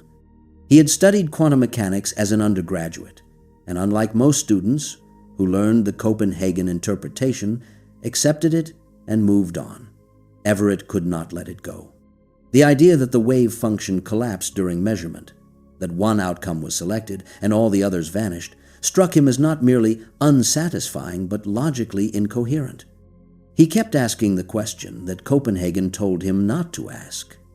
If quantum mechanics is universal, if it applies to everything, then what happens when you apply it to the measuring device? And what happens when you apply it to the observer? And what happens when you apply it to the entire universe? The Copenhagen interpretation had no good answer to this last question, because the Copenhagen interpretation required a division between the quantum system being observed and the classical apparatus doing the observing. But if you were trying to describe the entire universe as a quantum system, there was no external observer. There was no classical apparatus sitting outside the cosmos peering in. The universe included everything. Every atom, every photon, every measuring device, every physicist, every cat, every box. If quantum mechanics applied to the whole thing, then the whole thing was described by a single, universal wave function, and that wave function evolved smoothly and continuously according to the Schrödinger equation, and it never collapsed, because there was nothing outside of it to cause a collapse. This was the starting point of Everett's thesis. And once you accepted the starting point, the conclusion followed with the merciless clarity of a mathematical proof. If the universal wave function never collapses, then every time a quantum event occurs, every time an atom decays or does not decay, every time an electron goes left or right, every time a measurement produces one result or another, the wave function does not choose. It does not select one outcome and discard the rest. Instead, it does what the Schrödinger equation says it does. It evolves into a superposition that contains all outcomes simultaneously. The universe after the measurement contains a version in which the atom decayed and a version in which it did not, a version in which the electron went left and a version in which it went right, a version in which the detector clicked, and a version in which it stayed silent. And in each version, a copy of the observer sees a definite result, remembers a definite outcome, and has no idea that the other versions exist. Everett called his formulation the relative state interpretation because the state of any subsystem, an electron, a detector, an observer, was defined only relative to the state of the rest of the universe. He did not, in his original work, use the word worlds. He did not talk about the universe splitting or branching in the dramatic language that would later become associated with his idea. His thesis was written in the dry, precise language of mathematical physics, and its argument was, at its core, conservative. Everett was not adding anything to quantum mechanics. He was subtracting something. He was removing the collapse postulate, the ad hoc rule that Copenhagen had grafted onto the theory to make it agree with our experience of seeing only one outcome at a time. Without that rule, the Schrödinger equation alone was sufficient to describe everything, including the apparent collapse, because each branch of the wave function contained an observer who saw only her own branch and had no access to the others. The collapse was not a physical event. It was an illusion, a consequence of the fact that you, the observer, were always inside one branch and could never see the rest. Wheeler was fascinated by the idea. He was also terrified of what it would do to Everett's career. Wheeler was a man who cared deeply about his students, and he understood, better than Everett did, how the physics establishment would react to a thesis that challenged the Copenhagen interpretation. Bohr was not just the architect of Copenhagen. He was the most revered figure in quantum physics. He was a Nobel laureate. He was the mentor of an entire generation of physicists who had built their careers on the framework he had established. Challenging Bohr was not like challenging a theory. It was like challenging a patriarch, and patriarchs do not take kindly to being told that their life's work was based on an unnecessary assumption. Wheeler encouraged Everett to develop the idea, but urged him to present it carefully, diplomatically, in a way that would not seem like a direct assault on Copenhagen. The original draft of Everett's thesis was long, detailed, and uncompromising. It ran to more than 130 pages, and it laid out the argument with a thoroughness that left little room for misunderstanding. Wheeler, after reading it, suggested that Everett cut it down significantly. The final version, submitted in 1957, was less than a third of the original length, and much of the material that had made the argument most vivid and most accessible had been removed. The long draft, which would not be published until 1973, was in many ways a better and clearer piece of work than the short one, but Wheeler believed that a shorter, more modest presentation would have a better chance of being taken seriously. He may have been right about the strategy. He was wrong about the outcome. Before the thesis was submitted, Wheeler arranged for Everett to travel to Copenhagen in the spring of 1959 to present his ideas to Bohr directly. This was meant to be a courtesy, a gesture of respect from a former student, Wheeler, to his old mentor. It was also, Wheeler hoped, a chance for Everett to win Bohr's approval, or at least his tolerance. What happened instead was a disaster. The details of the meeting are not entirely clear, because the principals remembered it differently, and because Bohr, who was 73 years old by this time, was not in the habit of writing detailed accounts of conversations that displeased him. What is clear is that Bohr was not persuaded. He was not even interested. According to Everett's own account, and according to the accounts of others who were present at the Institute during his visit, Bohr simply refused to engage with the argument. He did not refute it. He did not identify a flaw in the mathematics. He dismissed it. The very premise of Everett's approach, that quantum mechanics could be applied to the entire universe, including the observer, was, to Bohr, a misunderstanding of what quantum mechanics was for. Quantum mechanics described the relationship between a system and an apparatus. It was not a description of the universe as a whole. To use it that way was to make a category error, and category errors did not require refutation. They required correction. Everett left Copenhagen devastated. He had come expecting a debate, and had received a lecture. The most important physicist alive had looked at his life's work and waved it away as if it were a student's misunderstanding. The experience confirmed something that Everett had already begun to suspect. The physics community was not going to accept his idea. Not because it was wrong, but because accepting it would require abandoning Bohr, and abandoning Bohr was something that the generation of physicists trained in the 1920s and 30s was psychologically incapable of doing. The thesis was published in the Reviews of Modern Physics in July of 1957, alongside a companion paper by Wheeler that attempted to frame Everett's work in the most favorable possible light. The response was, for all practical purposes, silence. Almost nobody cited it. Almost nobody discussed it.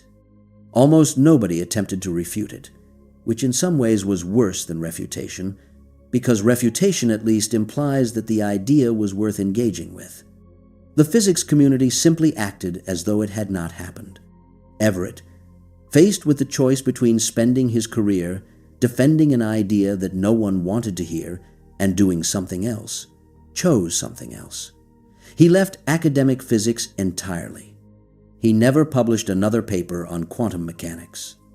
He joined the Weapons Systems Evaluation Group at the Pentagon, a division of the Institute for Defense Analyses, where he applied his formidable mathematical talents to problems of nuclear strategy, game theory, and operations research.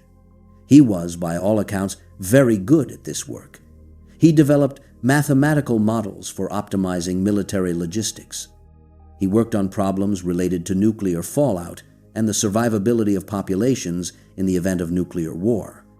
He was, in the dark irony that history sometimes arranges, using mathematics to calculate the probability of human extinction while his abandoned theory sat in a filing cabinet, describing a universe in which every possible outcome of every possible event was realized in full. Everett made money.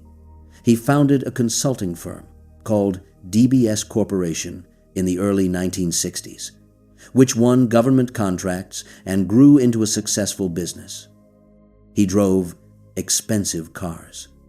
He lived in a large house in McLean, Virginia. He drank heavily. He smoked constantly. He gained weight.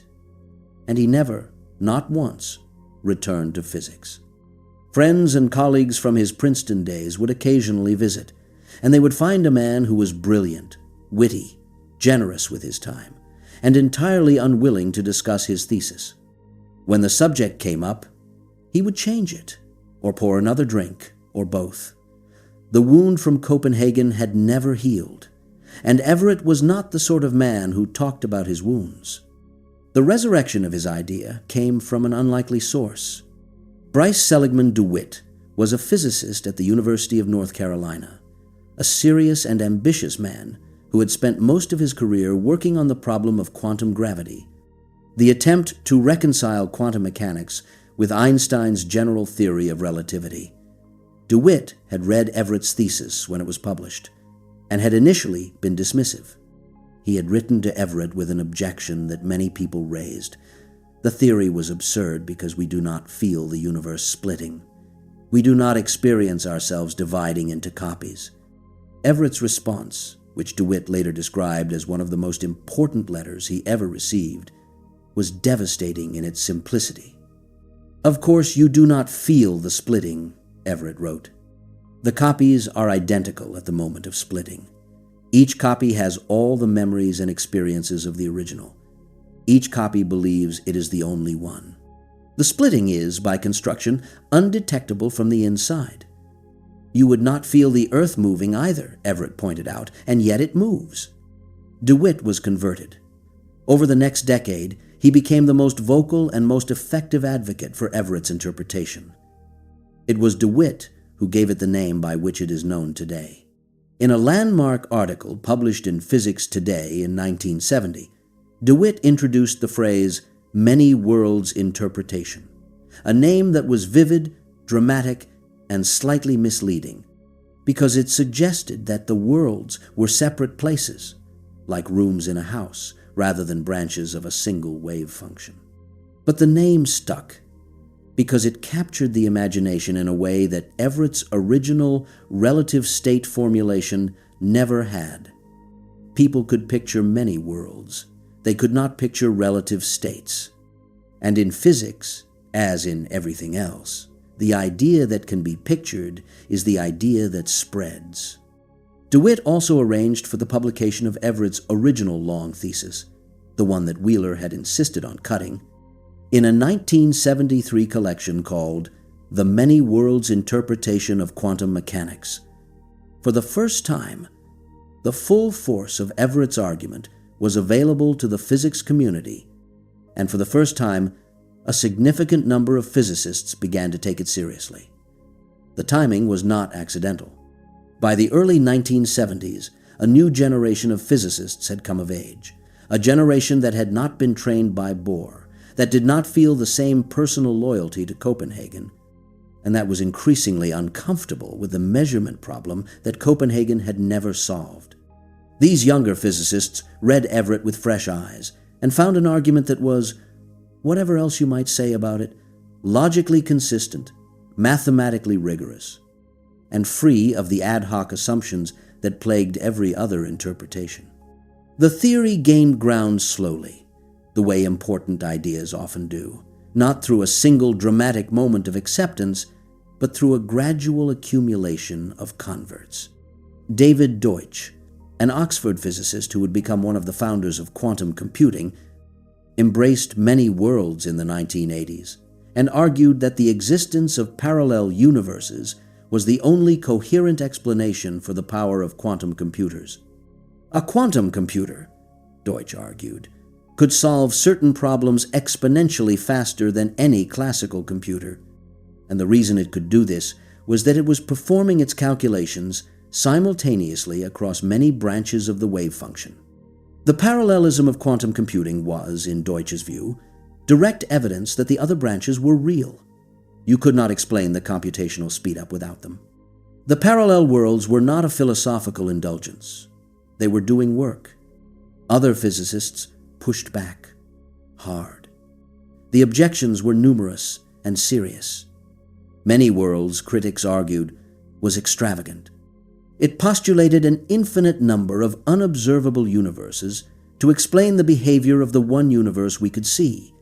It violated Occam's razor, the principle that the simplest explanation is usually correct. It was unfalsifiable, because the other branches, by construction, could never be detected.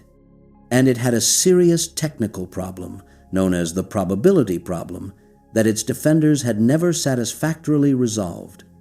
In standard quantum mechanics, Born's rule tells you that the probability of an outcome is the square of the amplitude of the wave function. But in many worlds, every outcome happens. If every outcome is realized, what does it mean to say that one outcome is more probable than another? All outcomes occur with certainty. The concept of probability seems to dissolve.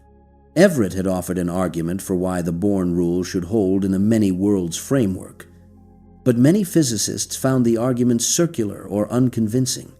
DeWitt tried his own approach. Deutsch proposed a decision-theoretic argument in the late 1990s. David Wallace, an Oxford philosopher of physics, developed this line of reasoning further in the 2000s. The probability problem became a cottage industry, generating papers and dissertations and heated conference debates, and as of tonight, as you lie here in the dark, it remains one of the most actively disputed questions in the foundations of physics. Some physicists believe the problem has been solved. Others believe it is unsolvable. Still others believe that the problem reveals a fatal flaw in the many worlds interpretation and that the whole edifice should be abandoned. The argument continues. Hugh Everett did not live to see any of this.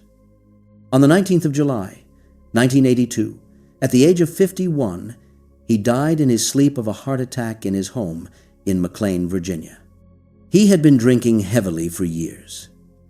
He had been smoking 3 packs a day. He had made no effort to take care of his body, and those who knew him suspected that this was not entirely accidental. His son, Mark Oliver Everett, who would later become the lead singer of the rock band Eels, discovered the body the next morning. Mark was 19 years old. He later described the experience of finding his father, cold and still in bed, as the defining moment of his life, and he spent years trying to understand the man who had been physically present in his household, but emotionally absent for most of his childhood. Everett had left instructions that his body was to be cremated and his ashes thrown in the garbage. His wife, Nancy, carried out this wish. It was a final act of self-erasure by a man who had proposed that nothing is ever truly erased, that every possibility is preserved, that the wave function keeps everything. The cruelty of the timing is almost unbearable. Within a few years of Everett's death, his interpretation began to gain the serious attention it had been denied during his lifetime. Surveys of physicists, conducted in the 1990s and 2000s, showed that many worlds, while still a minority position, had become one of the leading interpretations of quantum mechanics, supported by a substantial and growing fraction of the community. At a famous informal poll conducted at a quantum mechanics conference in 1997, many worlds received the second highest number of votes, behind Copenhagen, but ahead of every other interpretation. By the 21st century, it had become, in some circles, the preferred interpretation, championed by prominent physicists including Sean Carroll, Max Tegmark, and Lev Vaidman. Everett's daughter, Elizabeth, suffered from severe mental illness throughout her life.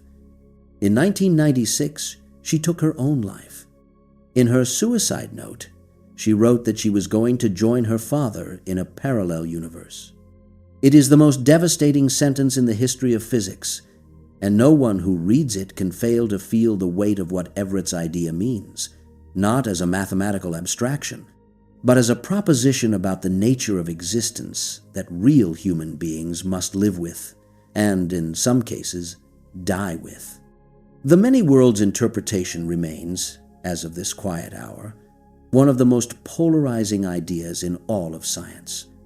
Its supporters regard it as the only interpretation of quantum mechanics that takes the theory seriously, the only one that does not require mysterious collapses or undefined measurements, or consciousness playing tricks with reality. Its critics regard it as an extravagant fantasy, a multiplication of universes beyond all reason, an idea that explains everything by postulating anything. Both sides can cite rigorous arguments. Both sides can claim distinguished supporters, and neither side can perform an experiment that settles the matter because the other branches, if they exist, are forever beyond our reach. But many worlds was not the only path to a multiverse. Even as Everett's idea was being ignored, forgotten, and then slowly resurrected, other branches of physics were converging on the same staggering conclusion from entirely different directions.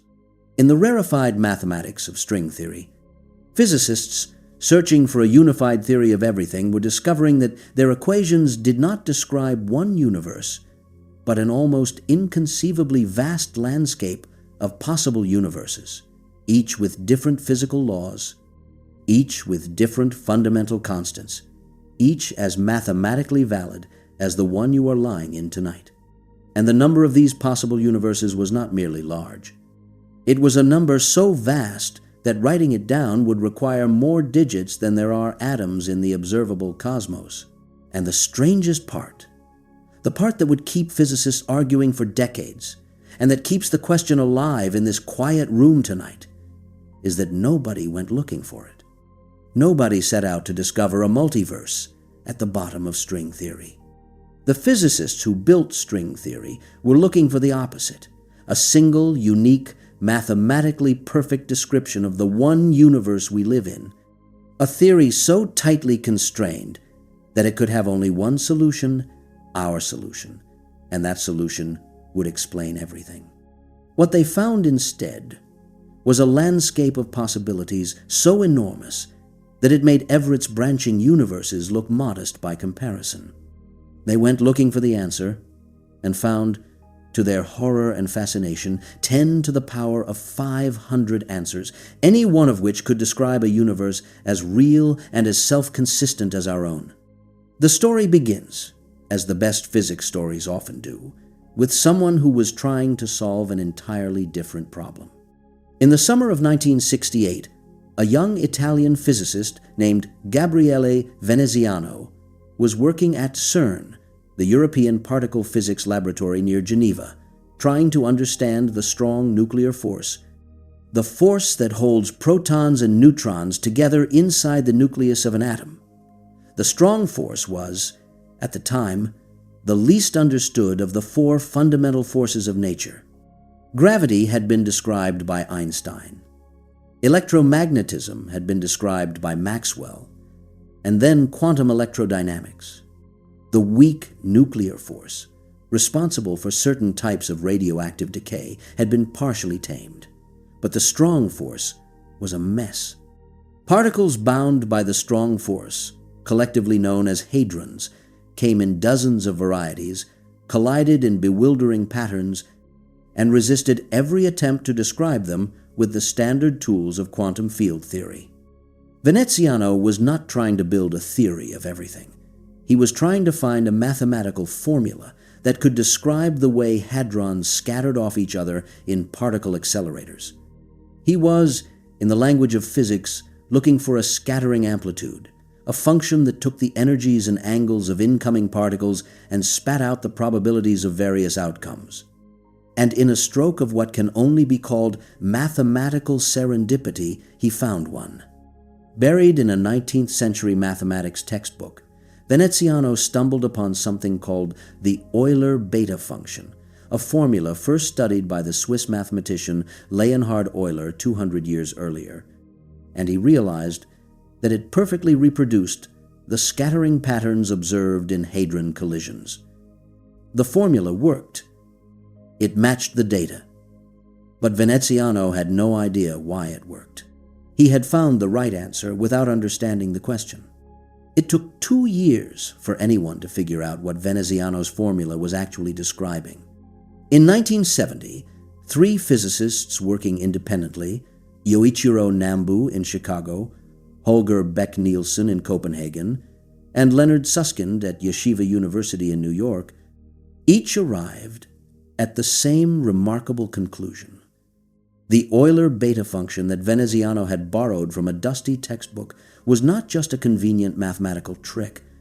It was the scattering amplitude you would get if the fundamental objects in your theory were not point-like particles, but tiny, one-dimensional vibrating strings. Strings. Not dots, not spheres, not any of the zero-dimensional point particles that had served as the building blocks of physics since the days of Democritus. Strings.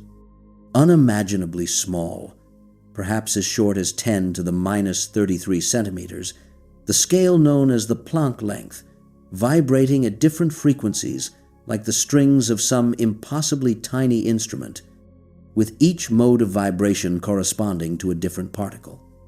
An electron was a string vibrating one way.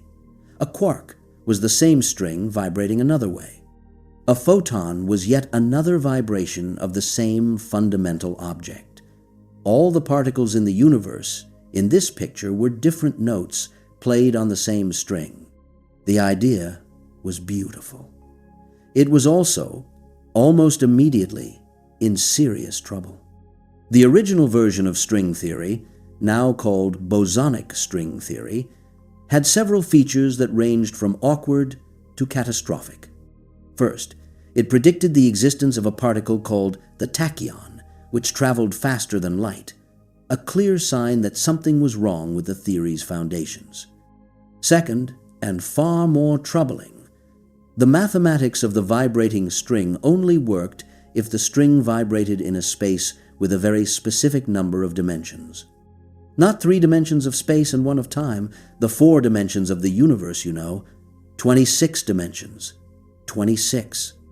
The theory required 22 extra dimensions of space that nobody had ever seen, that no experiment had ever detected, and that had no obvious reason to exist. Most physicists regarded this as a death sentence. A theory that predicts 26 dimensions and faster-than-light particles is not a theory that describes our universe. It is a theory that describes someone else's fever dream. String theory was shelved.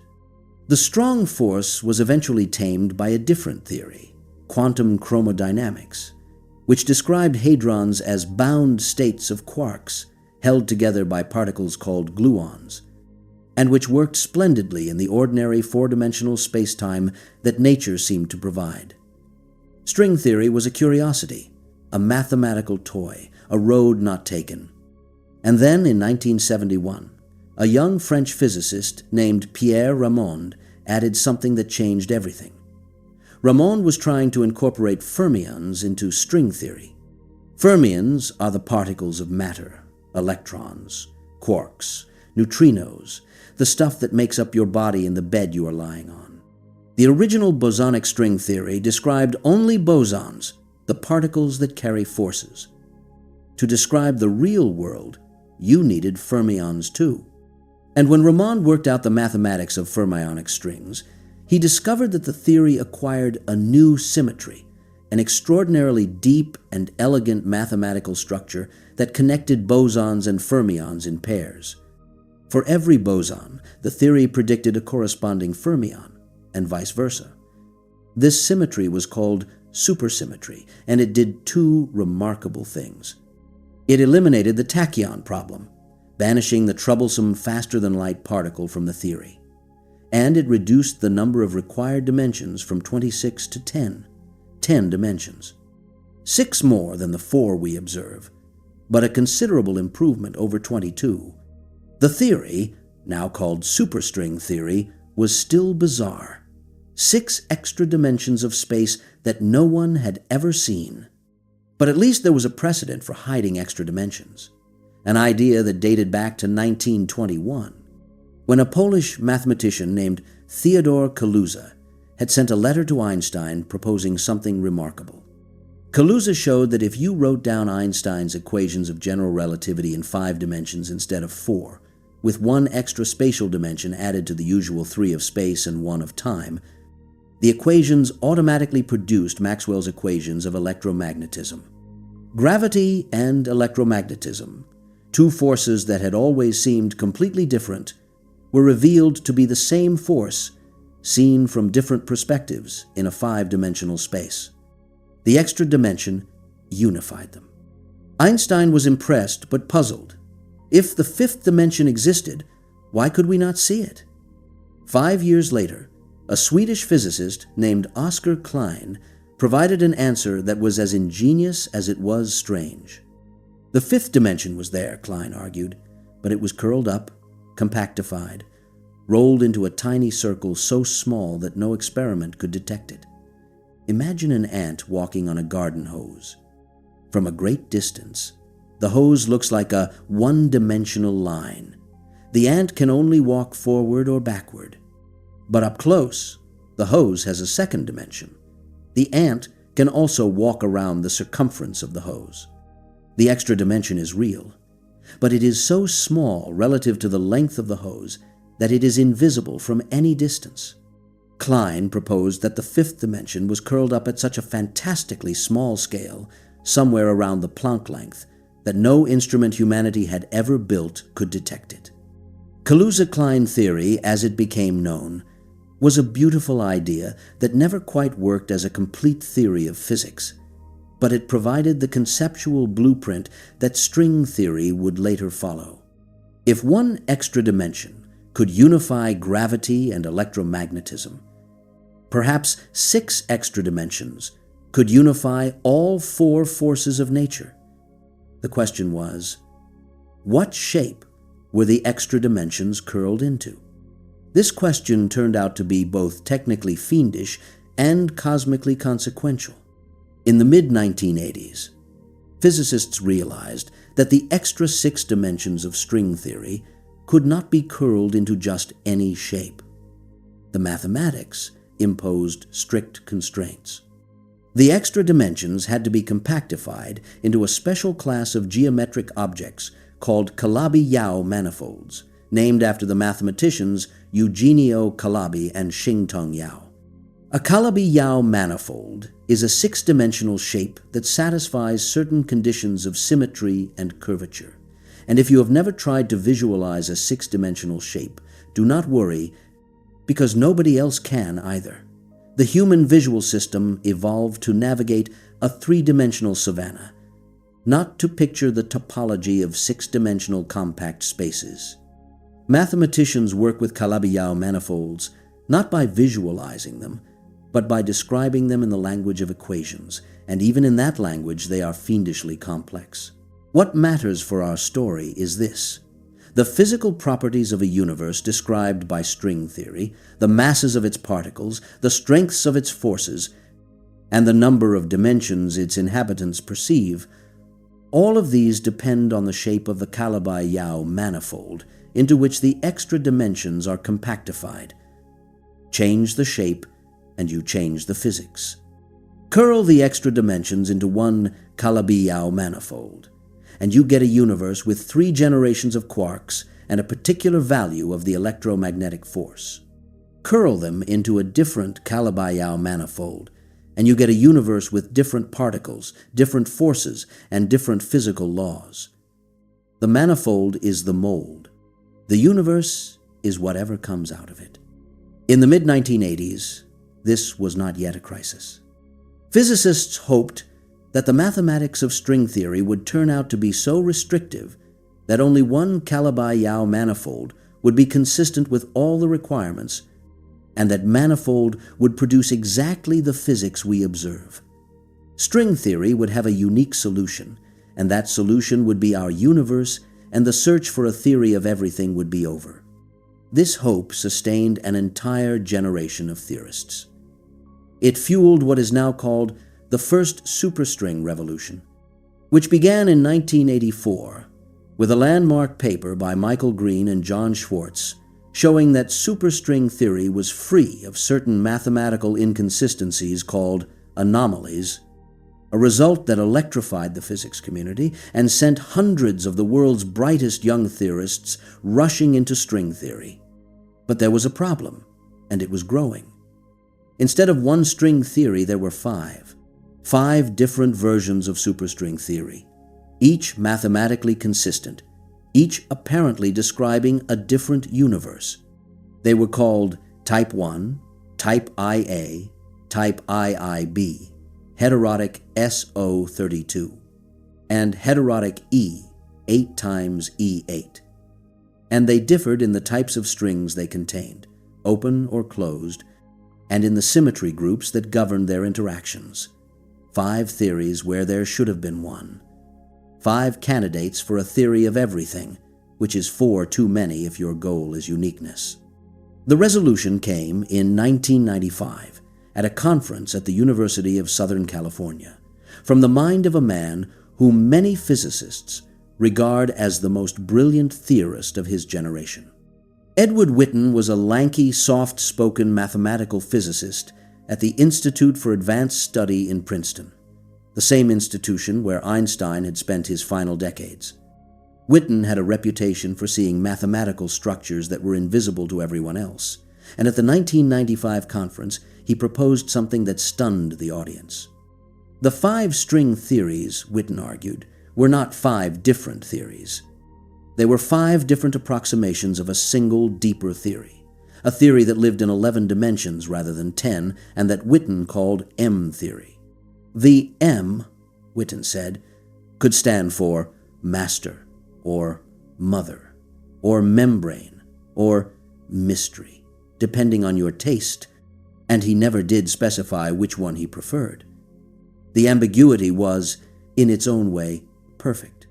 M-theory unified the 5 string theories by revealing that they were all different limits of the same underlying structure, the way 5 different shadows cast by a single object might look like 5 different shapes on the wall, but are all projections of the same 3-dimensional form. The announcement ignited the second superstring revolution, a period of intense theoretical activity that produced a flood of new results, new dualities, new mathematical connections, and a growing sense that the community was converging on something profound. The theory was getting deeper. It was getting more unified, and it was getting vastly, incomprehensibly more complicated. Because M-theory did not solve the problem of uniqueness. It made it worse. In the early 2000s, a series of results by the physicists Raphael Bousso, Joseph Polchinski, and most prominently Leonard Susskind revealed the full scale of what string theory was trying to tell the world. The number of possible Calabi-Yau manifolds, the number of possible shapes into which the extra dimensions could curl, the number of possible configurations of the mathematical objects called fluxes and branes that string theory contained was not 1. It was not 5. It was not 1,000. It was approximately 10 to the power of 500. That is a 1 followed by 500 zeros. For comparison, the number of atoms in the observable universe is estimated at roughly 10 to the power of 80. The number of possible universes in the string landscape was not just larger than the number of atoms in the universe, it was larger than the number of atoms in the universe raised to the power of 6. It was a number so far beyond human comprehension that calling it large was like calling the ocean damp.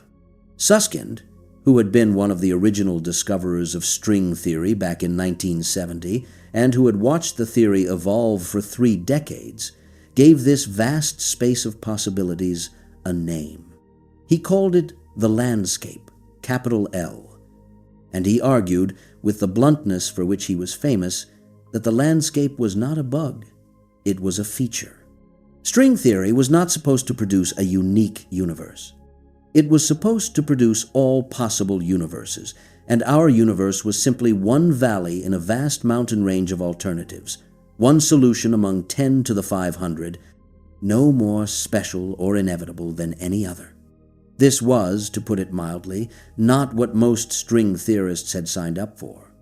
They had spent their careers searching for the unique theory, the one set of equations that would explain why the universe has the particular properties it has, why the electron has the mass it has, why gravity is the strength it is, why there are 3 generations of quarks and not 4 or 17. The landscape said, there is no unique theory. Every combination of physical constants that is mathematically consistent exists somewhere. The properties of our universe are not determined by deep mathematical necessity. They are an accident, a random draw from an inconceivably vast lottery. And the only reason we observe the particular values we observe is that we happen to live in a universe where those values allow observers to exist. The physics community fractured. On one side were the landscape enthusiasts, led by Susskind, who embraced the multiverse as an inevitable consequence of string theory's mathematics, and who argued that the age of expecting a unique prediction from fundamental physics was over. Susskind made the case forcefully and entertainingly, writing a book called The Cosmic Landscape in 2005 that laid out the argument for a general audience and delighted in provoking his opponents. On the other side were the critics, who regarded the landscape as a catastrophe, a sign that string theory had failed in its original mission and was now trying to disguise that failure as a feature. The most vocal of these critics was Lee Smolin, a theoretical physicist at the Perimeter Institute in Canada, who published a book in 2006 with the pointed title, The Trouble with Physics. Smolin argued that string theory had consumed an entire generation of theoretical physicists, absorbing the best minds and the most prestigious positions in the field, and had produced, after more than 30 years of work, not a single testable prediction, not one. The theory could not predict the mass of any particle. It could not predict the value of any fundamental constant. It could not, in its landscape form, predict anything at all. Because whatever you observed, you could find a solution in the landscape that matched it. A theory that predicts everything predicts nothing. It is not science. It is, Smolin suggested, theology with equations. Peter Woit, a mathematician at Columbia University, made a similar argument in his book, Not Even Wrong, also published in 2006, borrowing a phrase attributed to Wolfgang Pauli, who had used it to describe theories that were so vague and so poorly defined that they could not even be tested, let alone proven false. Voigt argued that string theory had become unfalsifiable in principle, not just in practice, and that a theory that cannot even in principle be proven wrong has no claim to be called a scientific theory. It might be beautiful. It might be mathematically fascinating. It might keep brilliant people employed for their entire careers. But if it cannot make predictions that can be checked against experiment, it is not physics. The defenders of string theory had responses to all of these charges, some of them quite strong. They pointed out that string theory had produced deep mathematical insights that had advanced pure mathematics in unexpected ways, including new tools for understanding topology, geometry, and number theory. They pointed out that the theory had illuminated the nature of black holes, providing the first microscopic explanation of black hole entropy, a result that many physicists regarded as one of the most important achievements in theoretical physics in the last 50 years. They pointed out that the demand for testability was itself a philosophical position, not a logical requirement, and that many great theories in the history of science had been accepted long before they were tested, including the atomic theory itself, which was not definitively confirmed until more than 2,000 years after Democritus first proposed it. But the central question remained unanswered, and it remains unanswered tonight. Does the string landscape describe reality? Are there truly 10 to the 500 possible universes, each with different physical laws, each as real as the one you are lying in right now? And if so, does each of those possible universes actually exist somewhere, or are they merely mathematical ghosts, solutions to equations that describe nothing? The answer to that question would depend on something that string theory alone could not provide. It would depend on cosmology, on the science of the universe's origin and large-scale structure, and specifically on a theory called cosmic inflation, proposed in 1980 by a young physicist who was, at the time, struggling to find a permanent job and wondering whether his career in physics was about to end before it had properly begun.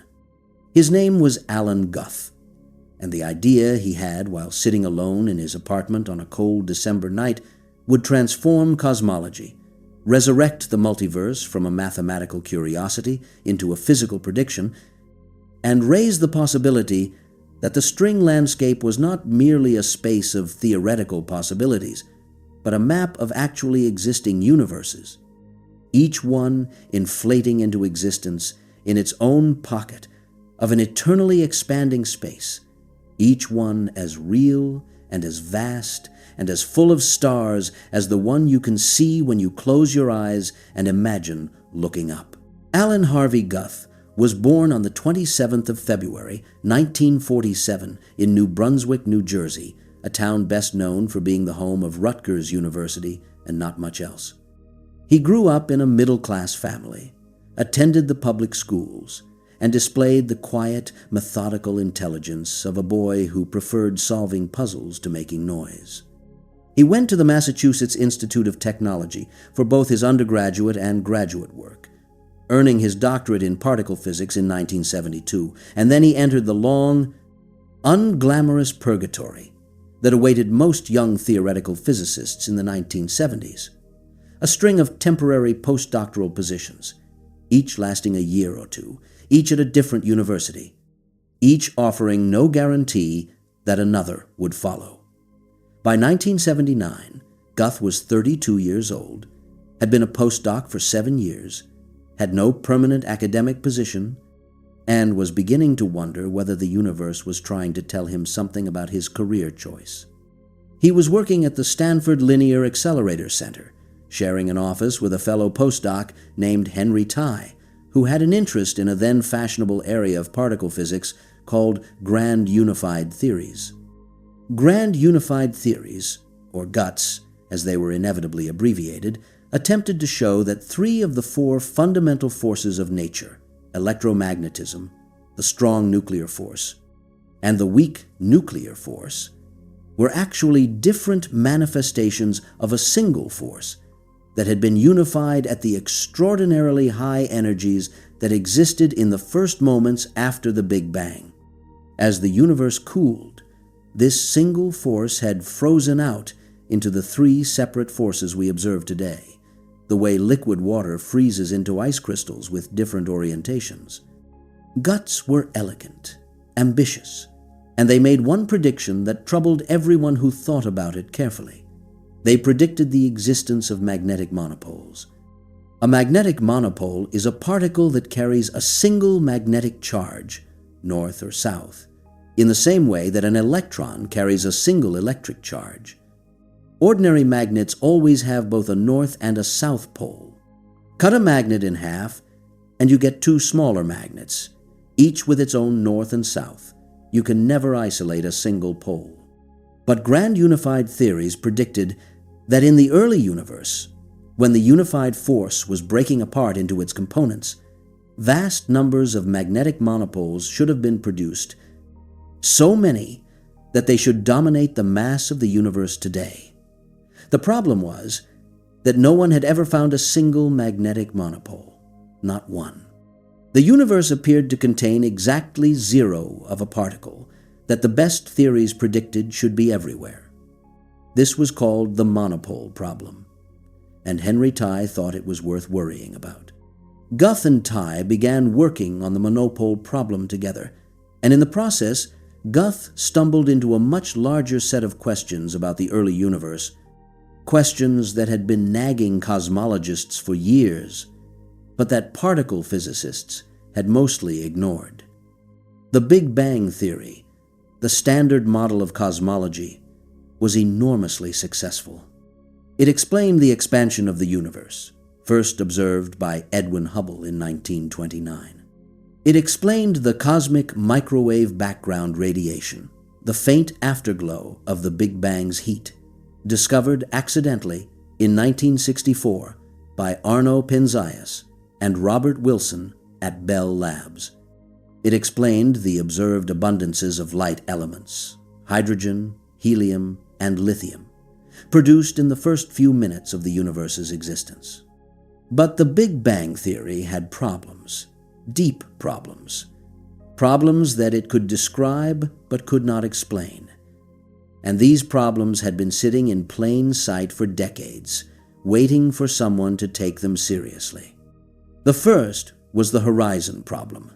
Look at the cosmic microwave background, the radiation that fills the sky in every direction, left over from when the universe was about 380,000 years old. This radiation is remarkably uniform. Its temperature is the same in every direction, to 1 part in 100,000. The sky to your left is the same temperature as the sky to your right, to a precision of 5 decimal places. This seems natural until you think about what it means.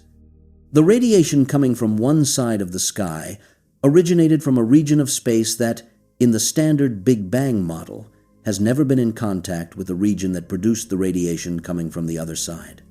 The light from one side has not had time in the entire history of the universe to reach the other side.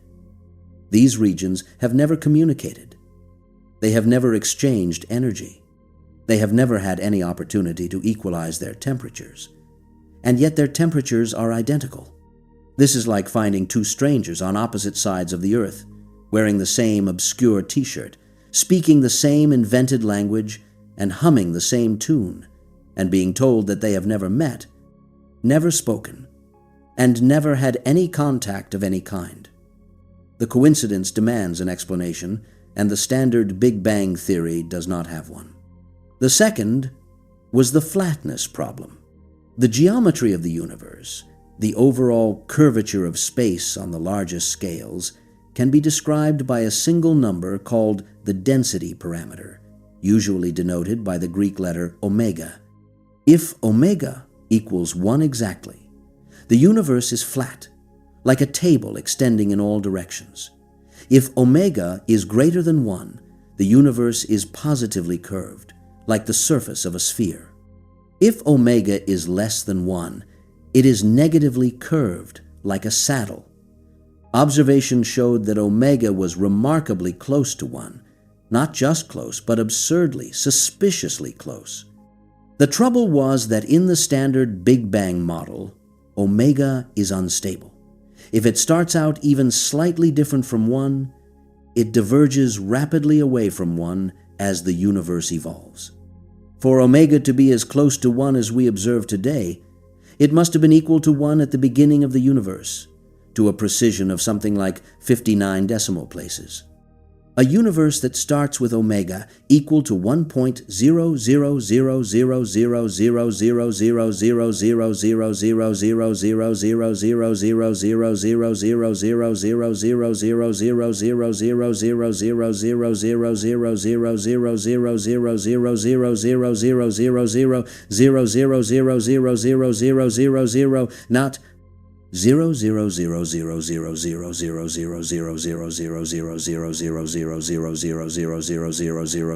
1.0000000000000000000000000000000000000000000000000000000000000000000000000000000000000000000000000000000000000000000000000000000000000000000000000000000000000000000000000000000000000000000000000000000000000000000000000000000000000000000000000000000000000000000000000000000000000000000000000000000000000000000000000000000000000000000000000000000000000000000000000 will end up looking nothing like ours. This was not fine-tuning. This was fine-tuning so extreme that it defied belief, and yet the standard Big Bang theory simply assumed it as an initial condition without explanation. Guth did not solve the monopole problem. Or rather, he solved it so spectacularly that the monopole problem turned out to be the least interesting thing about his solution. On the night of the 6th of December, 1979, sitting alone with a notebook and a pencil, Guth worked through a calculation that he had been turning over in his mind for weeks. He imagined that the very early universe, in the first fraction of a second after the Big Bang, had passed through a phase in which it was dominated by a peculiar form of energy, a field permeating all of space that had the remarkable property of driving the expansion of the universe at an exponential rate. Not the steady, decelerating expansion described by the standard Big Bang model, in which the expansion slows down over time as gravity pulls things back together. An exponential expansion, in which the size of the universe doubled, and then doubled again, and then doubled again, and then doubled again, in a fantastically short interval of time. Guth calculated that if this exponential expansion, which he called inflation, lasted for only about 10 to the minus 35 seconds, a period so brief that no human unit of time can convey its smallness, the universe would have expanded by a factor of at least 10 to the 26th. A region of space smaller than a proton would have been stretched to a size larger than the observable universe. The effect on the monopole problem was immediate and decisive. If the universe had undergone this period of exponential expansion, any magnetic monopoles produced before inflation would have been diluted to an undetectable density. The inflation would have spread them so thin across the vastly expanded space that the probability of finding even one within the observable universe was essentially zero. The monopoles were not absent because they had never been produced. They were absent because the universe had inflated them away. But the monopole problem was just the beginning. Guth realized with mounting excitement that inflation solved the horizon problem and the flatness problem as well, and it solved them both for the same reason. Before inflation, the entire observable universe had been a tiny patch of space, small enough that every part of it had been in causal contact with every other part. Light had had plenty of time to travel from one side of this patch to the other. Energy had had plenty of time to equalize. The temperature was uniform because the region had been small enough to reach thermal equilibrium. Inflation then took this tiny, thermally equilibrated patch and expanded it to cosmic scales, preserving the uniformity and spreading it across the sky. The horizon problem vanished. The reason the cosmic microwave background looks the same in every direction is that it was the same back when the observable universe was small enough for everything to communicate. The flatness problem dissolved with equal elegance. Inflation stretches space. It stretches it so violently and so thoroughly that any initial curvature is flattened out, the way inflating a balloon smooths out the wrinkles on its surface. After sufficient inflation, the universe is driven toward omega equals 1 with extraordinary precision, regardless of its initial conditions. You do not need to assume that the universe started out perfectly flat. You just need inflation, and flatness follows. Guth wrote in his notebook, in block letters that he would later reproduce in his published papers and in his memoirs, 2 words: spectacular realization. He drew a double box around them. It was not the sort of thing physicists typically write in their notebooks, and the fact that Guth did tells you something about the magnitude of the moment. He knew. He knew immediately that he had found something enormous. He barely slept that night. But Guth also knew, almost immediately, that his version of inflation had a fatal flaw. The exponential expansion was driven by the universe being trapped in a false vacuum, a state of high energy that was not the lowest possible energy state, like a ball sitting in a dip at the top of a hill rather than at the bottom of the valley. Eventually, the universe had to transition from the false vacuum to the true vacuum, releasing the stored energy and reheating the universe to produce the hot, dense state that the standard Big Bang model described. The problem was the transition. In Guth's original model, the transition happened through the random formation of bubbles of true vacuum within the sea of false vacuum, like bubbles forming in a pot of boiling water. Each bubble expanded at the speed of light, and eventually the bubbles were supposed to collide and merge, filling all of space with the true vacuum and ending the inflationary phase.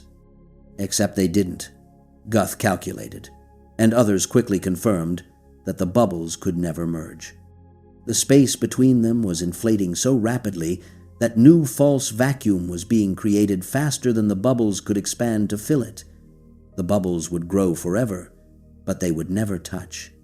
The universe would remain forever in the false vacuum state, with isolated bubbles of true vacuum scattered through an eternally inflating sea. Inside each bubble, the conditions might look like a Big Bang, but the bubbles would be forever separated from each other, forever alone in an inflating void. This was called the graceful exit problem, and it meant that Guth's original model, for all its brilliance, did not work.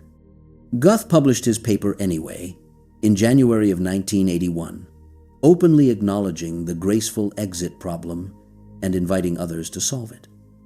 The paper was a sensation. Physicists immediately recognized that the basic idea of inflation was too powerful, too elegant, and too successful at solving the horizon, flatness, and monopole problems to be wrong. The mechanism just needed fixing. And within a year, it was fixed, independently and almost simultaneously, by 3 physicists working on 3 different continents. The first was Andrei Dmitrievich Linde.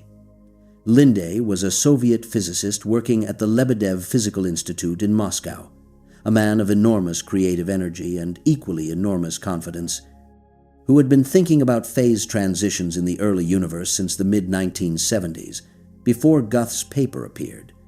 Linde had, in fact, proposed something resembling inflation in 1974, though in a form that was too preliminary to attract much attention.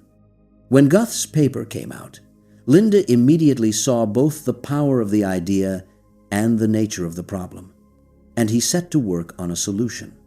The second was Andreas Albrecht, a young graduate student at the University of Pennsylvania, working with his advisor Paul Steinhardt. Albrecht and Steinhardt developed their solution independently of Linde, and the 2 approaches, published within months of each other in 1982, were remarkably similar. The key insight, shared by both groups, was that inflation did not need to end through bubble formation. Instead, the inflaton field, the field driving the exponential expansion, could roll slowly down a gentle slope in its energy landscape, like a ball rolling down a very shallow hill. As long as the field was high on the slope, the universe inflated. When it reached the bottom, the inflation ended. The field's energy was converted into a flood of particles and radiation, and the hot Big Bang began. This was called slow-roll inflation, and it solved the graceful exit problem beautifully. The transition from inflation to the hot Big Bang was smooth, gradual, and uniform. No bubbles. No collisions. No eternal false vacuum. Just a field rolling downhill and a universe emerging from the process. Linde, however, did not stop there. He was not the sort of man who stopped anywhere. In 1983, he proposed a version of inflation that he called chaotic inflation, which was simpler, more general, and far more radical than anything that had come before. In chaotic inflation, the inflaton field did not need to start in any special state. It did not need to be perfectly uniform. It did not need to be finely tuned. The field could start with different values in different regions of space, chaotically, randomly, and any region where the field happened to be high enough would undergo inflation. The regions where the field was too low would not inflate and would remain tiny. The regions where the field was high would inflate exponentially, becoming vast, becoming universes. And within those inflating regions, quantum fluctuations in the field would constantly push it back up in some places, even as it rolled down in others. This was the moment when the multiverse stopped being optional, because chaotic inflation, followed to its logical conclusion, did not produce a single universe. It produced an infinite number of them. The mechanism was called eternal inflation, and it worked like this. As the inflaton field rolls down its slope in any given region, quantum fluctuations are constantly occurring. In most places, these fluctuations are small, and the field continues to roll downhill, bringing inflation to an end and producing a hot Big Bang. But in some places, purely by chance, the quantum fluctuations push the field back up the slope. In those places, inflation continues. The region keeps expanding exponentially. And within that still inflating region, the same process occurs again. Most of it rolls downhill and stops inflating, but some of it fluctuates back up and keeps going. And those still inflating regions produce more still inflating regions, which produce more still inflating regions forever. The result is a universe that, on the largest scales, is always inflating. Inflation never ends. It ends locally, in pockets, in bubbles, in regions where the field has rolled to the bottom and a hot Big Bang has occurred. But globally, the inflating space expands so fast that it always outpaces the regions where inflation has stopped. New bubbles are constantly forming, each one a universe unto itself, each one with its own Big Bang, its own particles, its own galaxies, its own stars, its own planets, and possibly its own observers looking up at their own sky and wondering if they are alone. The process never stops. It has no end. And if it has no end, many physicists argued it probably has no beginning either. Eternal inflation is exactly what its name says. Eternal, in both directions of time. An infinite process producing an infinite number of universes in an infinite, ever-expanding space. Alexander Vilenkin, a Soviet-born physicist at Tufts University, arrived at a similar conclusion through a different route. Vilenkin had been studying the quantum mechanics of the universe's creation since the early 1980s, and he showed that in many inflationary models, the process of eternal inflation was not just possible but inevitable. It was not a special case. It was not a fine-tuned outcome. It was the generic prediction of any inflationary theory in which the inflaton field had a sufficiently flat potential. And since inflation itself worked so well, since it solved the horizon and flatness problem so elegantly, since it predicted the precise pattern of fluctuations in the cosmic microwave background that satellites would later measure with exquisite accuracy, you could not accept inflation and reject eternal inflation without introducing artificial restrictions that the theory itself did not require. The multiverse was not an optional extra. It was the natural, some would say unavoidable, consequence of taking inflation seriously. Each bubble universe in this eternally inflating space is, from the inside, infinite. This sounds contradictory, and it requires a moment of careful thought. From the outside, in the inflating space, a bubble is finite. a sphere of true vacuum expanding at the speed of light into the surrounding false vacuum. But from the inside, the geometry is different. The exponential expansion of the space inside the bubble, combined with the physics of general relativity, creates an interior that is spatially infinite. An observer inside the bubble would see an infinite universe stretching in every direction, with galaxies and stars and all the usual furniture of a cosmos. She would have no way of knowing that her infinite universe was, from another perspective, a finite bubble in a much larger space. She would have no way of knowing that other bubbles existed. The bubbles are so far apart, and the space between them is expanding so fast that light from one bubble can never reach another. The other universes are not just far away. They are unreachable in principle, forever beyond the horizon of any possible observation. Now, here is where the story loops back on itself in a way that feels almost designed, though it was not. Remember the string landscape, that vast space of 10 to the 500 possible configurations of the extra dimensions, each one producing a universe with different physical laws and different fundamental constants. Remember the question that hung in the air at the end of that chapter. Are those 10 to the 500 solutions merely mathematical possibilities, or do they describe actually existing universes? Eternal inflation provides the mechanism. Each time a bubble nucleates in the eternally inflating space, the extra dimensions inside that bubble can curl into a different Calabi-Yau manifold. The inflaton field can settle into a different valley of the string landscape. The physical laws inside that bubble, the masses of the particles, the strengths of the forces, the number of large spatial dimensions, can be different from those in any other bubble. Eternal inflation populates the landscape.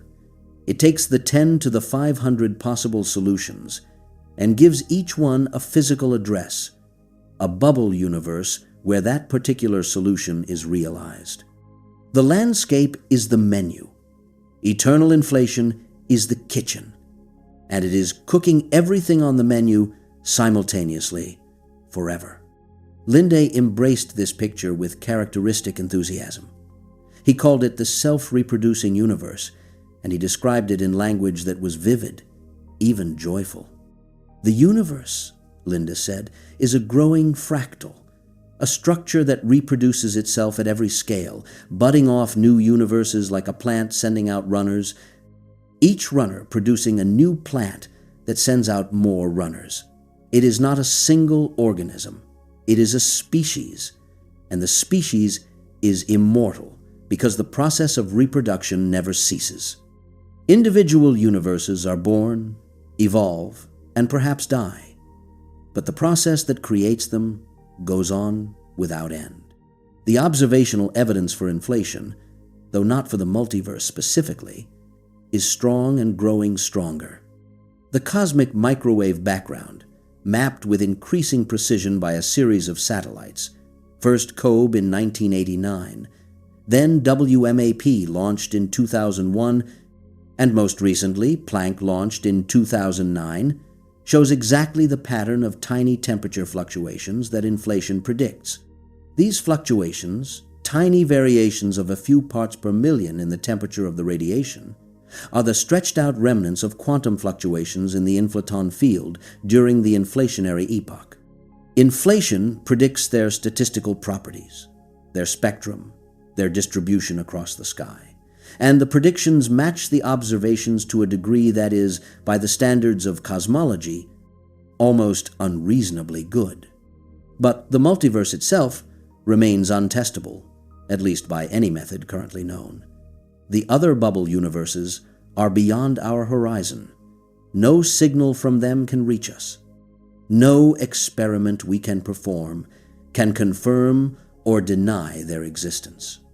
The multiverse is a prediction of theories that have been tested, inflation and string theory, but it is a prediction that lies, perhaps permanently, beyond the reach of direct observation. This puts it in a peculiar epistemic category, something that the best physics we have says should exist but that we can never verify.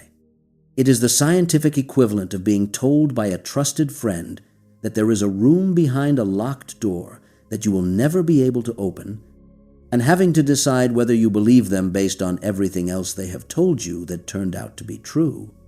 Some physicists find this situation intolerable.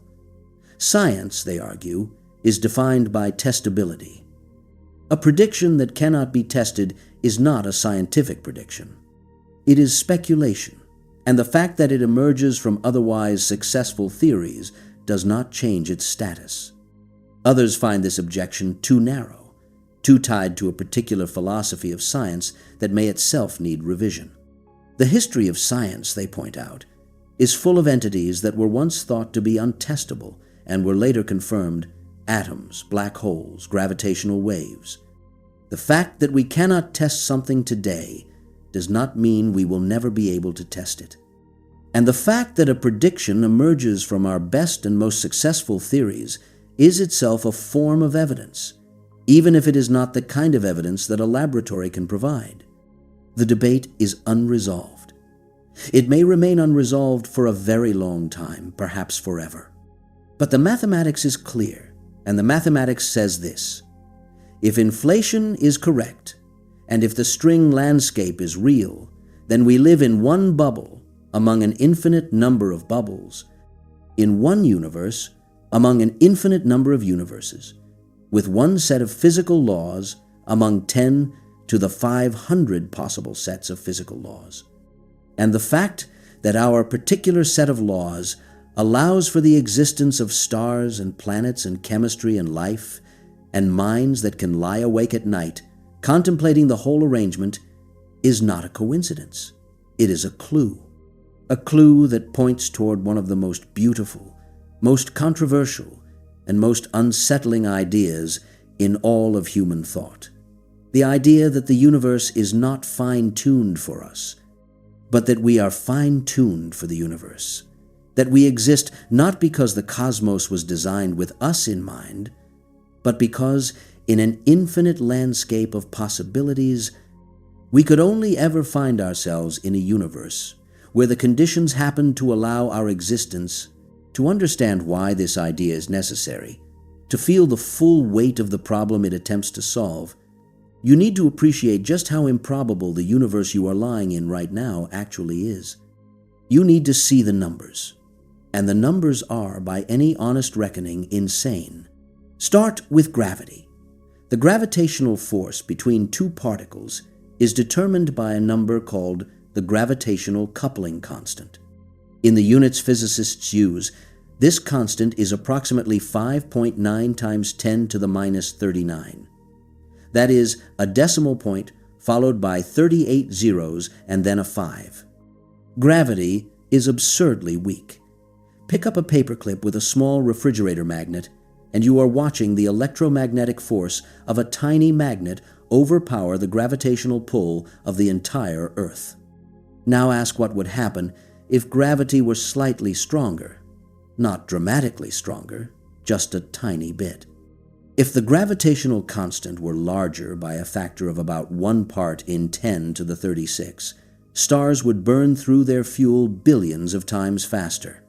They would flare and die in a few million years rather than the 10 billion years our sun will last, and there would not be remotely enough time for complex life to evolve on any planet orbiting them. Make gravity slightly weaker, and stars would never ignite at all. The clouds of hydrogen and helium that filled the early universe would never have compressed themselves to the temperatures and pressures required for nuclear fusion. The sky would be dark. The universe would be a cold, starless void, expanding forever into nothing. Now consider the strong nuclear force. The force that binds quarks together into protons and neutrons, and binds protons and neutrons together into atomic nuclei. The strength of this force is governed by another constant, and that constant is tuned to a precision that makes gravity's fine-tuning look crude. If the strong force were about 2% stronger than it is, protons would bind to each other so readily that all the hydrogen in the early universe would have been converted to helium within the first few minutes. No hydrogen means no water. No water means no chemistry as we know it. No chemistry means no you. If the strong force were about 5% weaker, it would not be strong enough to hold the deuterium nucleus together.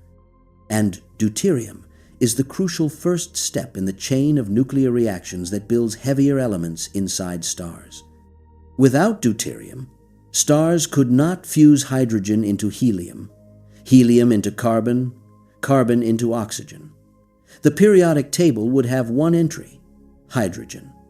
And a universe made entirely of hydrogen is a universe with no planets, no rocks, no oceans, no organic molecules, and no one lying awake at night wondering about any of it. Consider the masses of the quarks. The up quark and the down quark, the two lightest quarks, have masses that differ by a tiny amount. The down quark is slightly heavier than the up quark, by about 4.8 million electron volts. This tiny difference is what makes the neutron slightly heavier than the proton, which is what makes free neutrons unstable, which is what ensures that the universe contains abundant hydrogen. If the quark masses were reversed, if the up quark were the heavier one, then protons would be heavier than neutrons, and protons would decay instead. A universe of free neutrons would be a universe without atoms, without chemistry, without anything resembling the structures that make life possible. Consider the ratio of electromagnetic force to gravitational force. This ratio is approximately 10 to the 36. Not 10, not 100. 10 followed by 36 zeros. If this ratio were significantly different, the delicate balance between the electromagnetic forces that give atoms their structure and the gravitational forces that compress matter into stars and planets would be destroyed. Stars need both forces, gravity to compress, electromagnetism to resist compression and regulate the rate of fusion. Change the ratio, and you either get stars that collapse instantly into black holes or diffuse clouds that never condense into anything at all. And so it goes. Constant after constant, parameter after parameter, each one set to a value that falls within the narrow window compatible with a universe that contains structure, complexity, chemistry, and life. The mass of the electron, the strength of the weak nuclear force, the number of spatial dimensions, the expansion rate of the early universe, the amplitude of the primordial density fluctuations that seeded the formation of galaxies. Each one, if altered by even a small amount, produces a universe that is dead or simple or structureless or incapable of sustaining the kind of complexity that leads to minds. The universe appears to be balanced on a knife's edge, and we are balanced on it with it, and the question that has haunted physics for the better part of a century is, why? But of all the fine-tuned numbers, one stands apart. One number so exquisitely, absurdly, almost comically precise, that it has earned a special place in the history of physics as the worst prediction ever made by a theoretical framework that is otherwise spectacularly successful. That number is the cosmological constant, and its story begins with Albert Einstein making a mistake.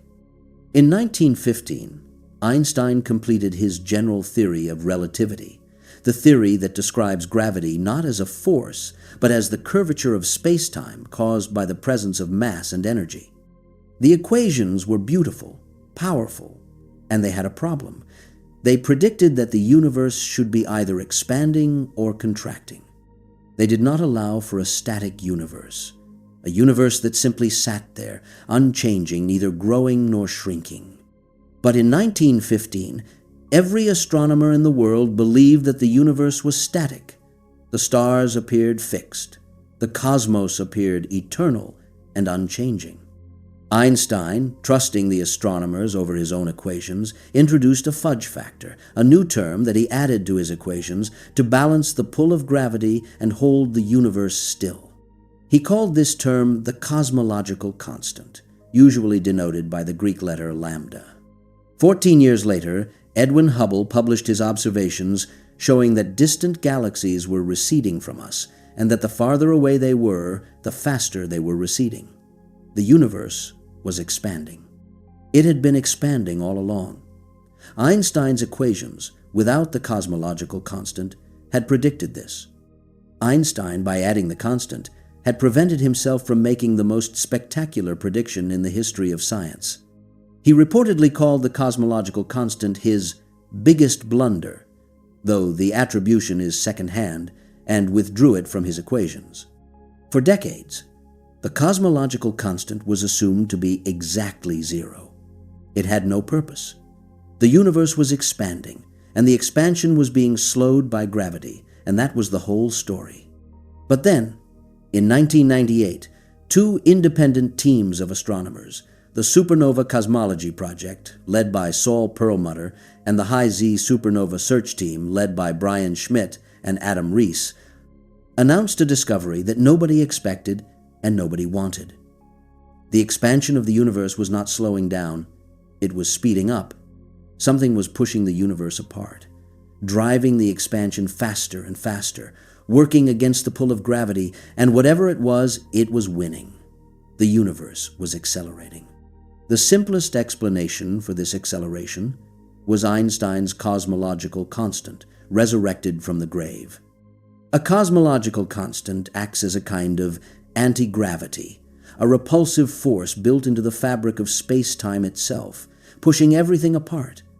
And the observations showed that the cosmological constant was not zero. It was small, extraordinarily small, but it was there, and it was dominating the dynamics of the universe on the largest scales. Perlmutter, Schmidt, and Rees shared the Nobel Prize in Physics in 2011 for this discovery, and the cosmological constant, Einstein's biggest blunder, turned out to be one of the most important features of the cosmos. But here is where the fine-tuning problem becomes genuinely disturbing. Quantum field theory, the framework that describes particles and forces at the subatomic level, predicts that empty space should not be empty. Even in a perfect vacuum, quantum fields are constantly fluctuating, producing virtual particles that pop into existence and annihilate each other in fractions of a second. These fluctuations carry energy. The vacuum has energy, and this vacuum energy contributes to the cosmological constant. The problem is the size of this contribution. When you calculate the vacuum energy using the methods of quantum field theory, the number you get is enormous. It is approximately 10 to the 120 times larger than the observed value of the cosmological constant. Let that sink in. Not 10 times too large, not 1,000,000 times too large. 10 to the 120 times too large. A 1 followed by 120 zeros. This is the largest discrepancy between theoretical prediction and experimental observation in the entire history of science, and it is not even close. The second largest discrepancy in physics is smaller by dozens of orders of magnitude. Something is canceling most of this vacuum energy. Something is subtracting from it with a precision of 120 decimal places, leaving behind only the tiny residual value that we observe. But nobody knows what that something is. Nobody has a mechanism. Nobody has a theory that produces the observed value from first principles. The cosmological constant is the most finely tuned number in all of physics, and its fine-tuning is not merely surprising. It is, by any standard measure, physically impossible, unless either the universe was designed with extraordinary care or we are missing something fundamental about the nature of reality. This is the problem that the anthropic principle was invented to address. And to understand the anthropic principle, you need to meet the man who named it, a quiet British physicist named Brandon Carter, who stood up at a conference in Krakow, Poland, in 1973, on the 500th anniversary of Copernicus's birth, and said something that made half the room furious and the other half deeply uncomfortable. Carter's observation was, at its heart, a statement about selection bias. He argued that we must take account of the fact that our observations of the universe are necessarily limited by the conditions required for our own existence. We are not random observers dropped into a random universe. We are a very particular kind of observer, carbon-based, water-dependent, requiring a universe with specific physical conditions, and this fact constrains what we can expect to observe. It is no more surprising that we observe a universe compatible with our existence than it is surprising that a fish, if it could think, would find itself in water rather than on a mountaintop. The fish does not conclude that the universe is made of water. It recognizes that it can only exist where water is. Carter called this the weak anthropic principle, and stated carefully, it is almost tautological, almost trivially true. We observe a universe compatible with our existence because we could not exist in a universe that was not compatible with our existence. Carter also proposed a strong anthropic principle, which was more ambitious and more controversial. The universe must have those properties that allow the development of observers within it at some point in its history. This formulation came dangerously close to saying that the universe was obliged to produce us, that observers were not an accident but a requirement, and it drew immediate criticism from physicists who saw in it a return to the pre-Copernican idea that humanity occupied a special place in the cosmos. Carter himself was careful to distinguish between what the principle said and what people wanted it to say, but the distinction was frequently lost in the decades of debate that followed. The anthropic principle had in fact been used in physics before Carter gave it a name, and its most spectacular early triumph belonged to the English astronomer Fred Hoyle. In 1953, Hoyle was studying the process of stellar nucleosynthesis, the chain of nuclear reactions inside stars that builds heavy elements from lighter ones. The process starts with hydrogen, which fuses into helium, and helium is then supposed to fuse into carbon, the element upon which all known life is based. But Hoyle noticed a problem. The standard nuclear physics of the time could not produce carbon in sufficient quantities. The reaction that builds carbon from helium, a process called the triple alpha process, in which 3 helium nuclei combine to form 1 carbon nucleus, was too slow. The intermediate step, in which 2 helium nuclei combined to form an unstable beryllium nucleus, was so short-lived that the 3rd helium nucleus almost never arrived in time to complete the reaction. Carbon should have been cosmically rare, and yet it was not. The universe was full of carbon. Life was made of carbon. Hoyle himself was made of carbon. Hoyle reasoned, with a logic that was anthropic before the word existed, that if carbon existed in such abundance, then the nuclear physics must contain a feature that enhanced its production. He predicted that the carbon nucleus must have an excited energy state, a resonance, at a very specific energy, an energy that would dramatically increase the probability of the triple alpha process. He told his experimental colleagues at Caltech to look for it. They looked. They found it. It was exactly where Hoyle said it would be, at an energy of 7.65 million electron volts above the ground state. Hoyle had used the fact of his own existence, the fact that he was made of carbon, to predict a previously unknown property of the carbon nucleus, and he had been right. This was anthropic reasoning at its most powerful and most unsettling. Hoyle himself was deeply troubled by it. He later wrote that nothing had shaken his atheism as much as this discovery, because the precise energy of the carbon resonance looked, to him, like the work of a cosmic intellect who had deliberately monkeyed with the physics to ensure that carbon, and therefore life, would exist. He did not become a theist, but he never quite recovered from the coincidence. Steven Weinberg, the Nobel Prize-winning physicist who had unified the electromagnetic and weak nuclear forces in the late 1960s, would provide the anthropic principle with its most impressive predictive success since Hoyle. In 1987, 10 years before the accelerating expansion of the universe was discovered, Weinberg used anthropic reasoning to predict the approximate value of the cosmological constant. His argument went like this. If the cosmological constant were much larger than a certain value, the repulsive force it produced would have torn the universe apart before galaxies could form. No galaxies means no stars. No stars means no planets. No planets means no observers. Therefore, if we exist, the cosmological constant must be smaller than this critical value.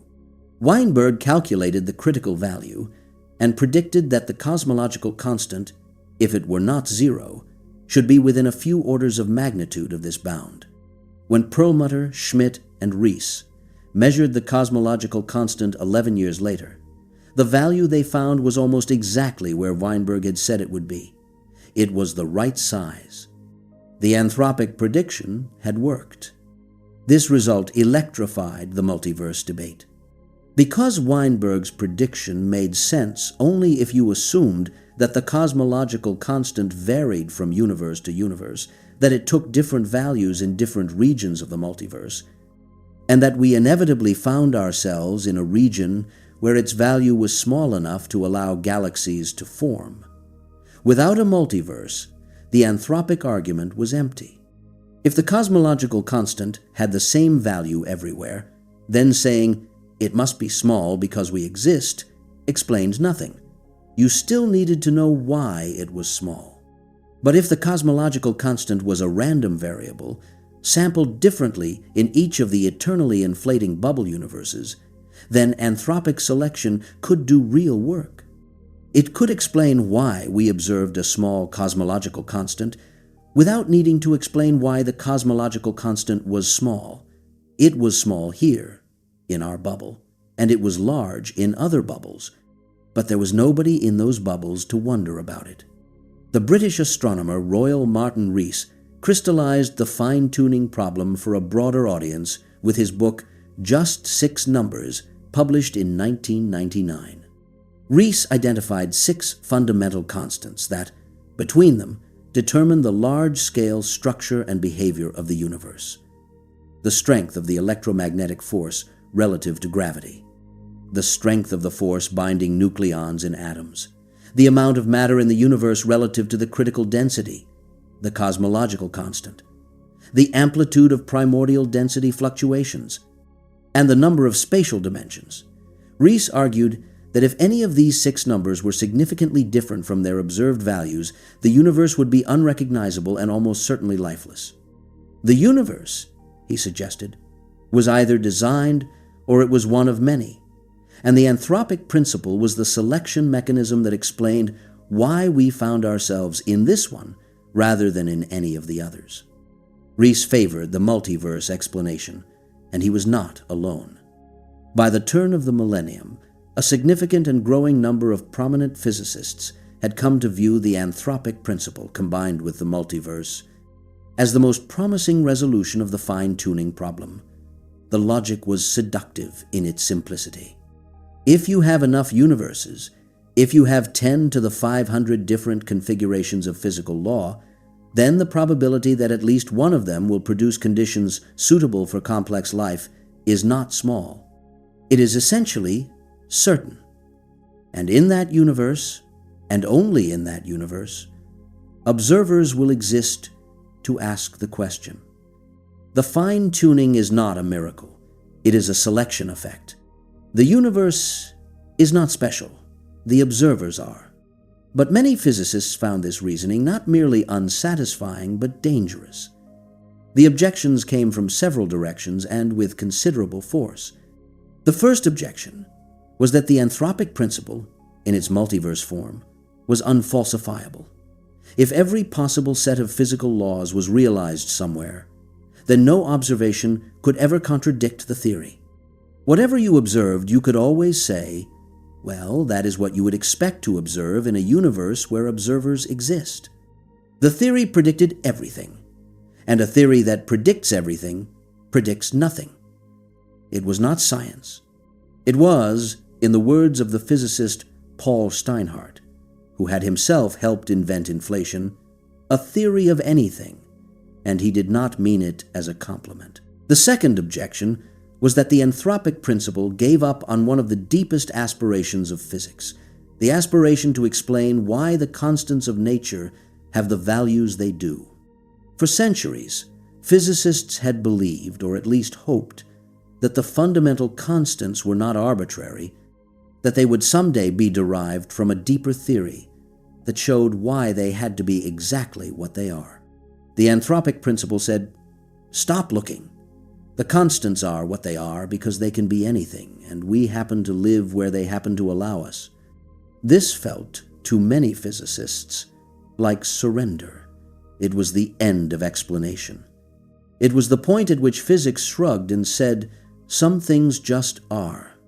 The third objection was subtler and, in some ways, more devastating. Even within the multiverse framework, the anthropic principle did not uniquely predict the values we observe. Consider the cosmological constant. Weinberg's anthropic argument set an upper bound. The cosmological constant must be smaller than a certain value for galaxies to form. But it did not predict the exact value. It predicted that the observed value should be typical among values compatible with the existence of observers. And the observed value was, in fact, somewhat smaller than the most typical value, raising the question of whether the anthropic explanation was even correct on its own terms. The statistics were debatable, and they were debated furiously in a series of papers that generated more heat than light and that remain unresolved. David Gross, a Nobel laureate and one of the discoverers of asymptotic freedom in quantum chromodynamics, was among the most vocal opponents of anthropic reasoning. He argued that the anthropic principle was a virus, an intellectual disease that would destroy theoretical physics by removing the incentive to search for deeper explanations. If physicists accepted that the constants of nature were environmental accidents, they would stop looking for the theory that explained them, and that theory, Gross insisted, was out there, waiting to be found. The universe did not need the anthropic principle. Physics needed to work harder. Others were less hostile, but equally skeptical. Roger Penrose, the Oxford mathematician whose work on black holes and space-time singularities had won him a Nobel Prize, argued that the fine-tuning problem was real, but that the multiverse was the wrong solution. Penrose had his own proposal, a cyclic cosmology called conformal cyclic cosmology, in which the universe went through endless cycles of expansion, with each cycle's far future becoming the next cycle's Big Bang. He regarded the multiverse as an evasion, a way of replacing one mystery with a bigger mystery, and he was not shy about saying so. The debate remains, as of tonight, one of the deepest and most contentious in all of science. On one side are those who see the multiverse and the anthropic principle as the natural, perhaps inevitable consequence of our best physical theories, a picture of reality that is strange and humbling but ultimately coherent. On the other side are those who see it as a betrayal of what science is supposed to do, a retreat from explanation into tautology, a declaration that the universe is the way it is, because it has to be some way, and we happen to be here to notice. Between them lies a question that is not merely scientific but philosophical, not merely intellectual but personal, a question that reaches into the way you understand your own presence in the world. Is the fact that you exist something that requires an explanation, or is it the explanation itself? And beneath all of this, beneath the arguments about constants and cosmology and the proper boundaries of scientific inquiry, lies a quieter, stranger, more intimate question, the one that brought you here tonight, the one you are circling as sleep approaches, the one that the mathematics has been pointing toward all along.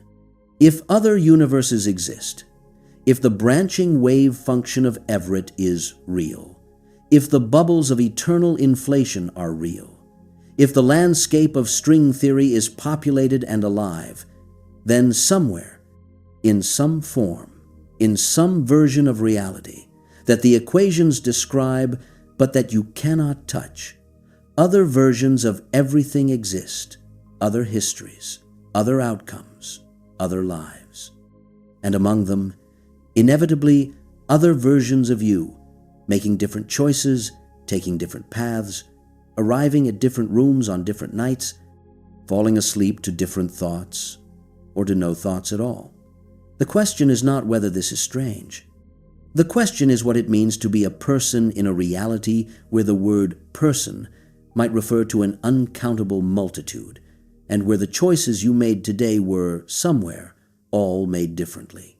This is not a physics question. The equations have done their work. They have delivered their verdict, or their range of verdicts, and whether you find the many worlds interpretation compelling, or the eternal inflation picture persuasive, or the string landscape probable, the mathematics of each framework points in the same direction, toward more.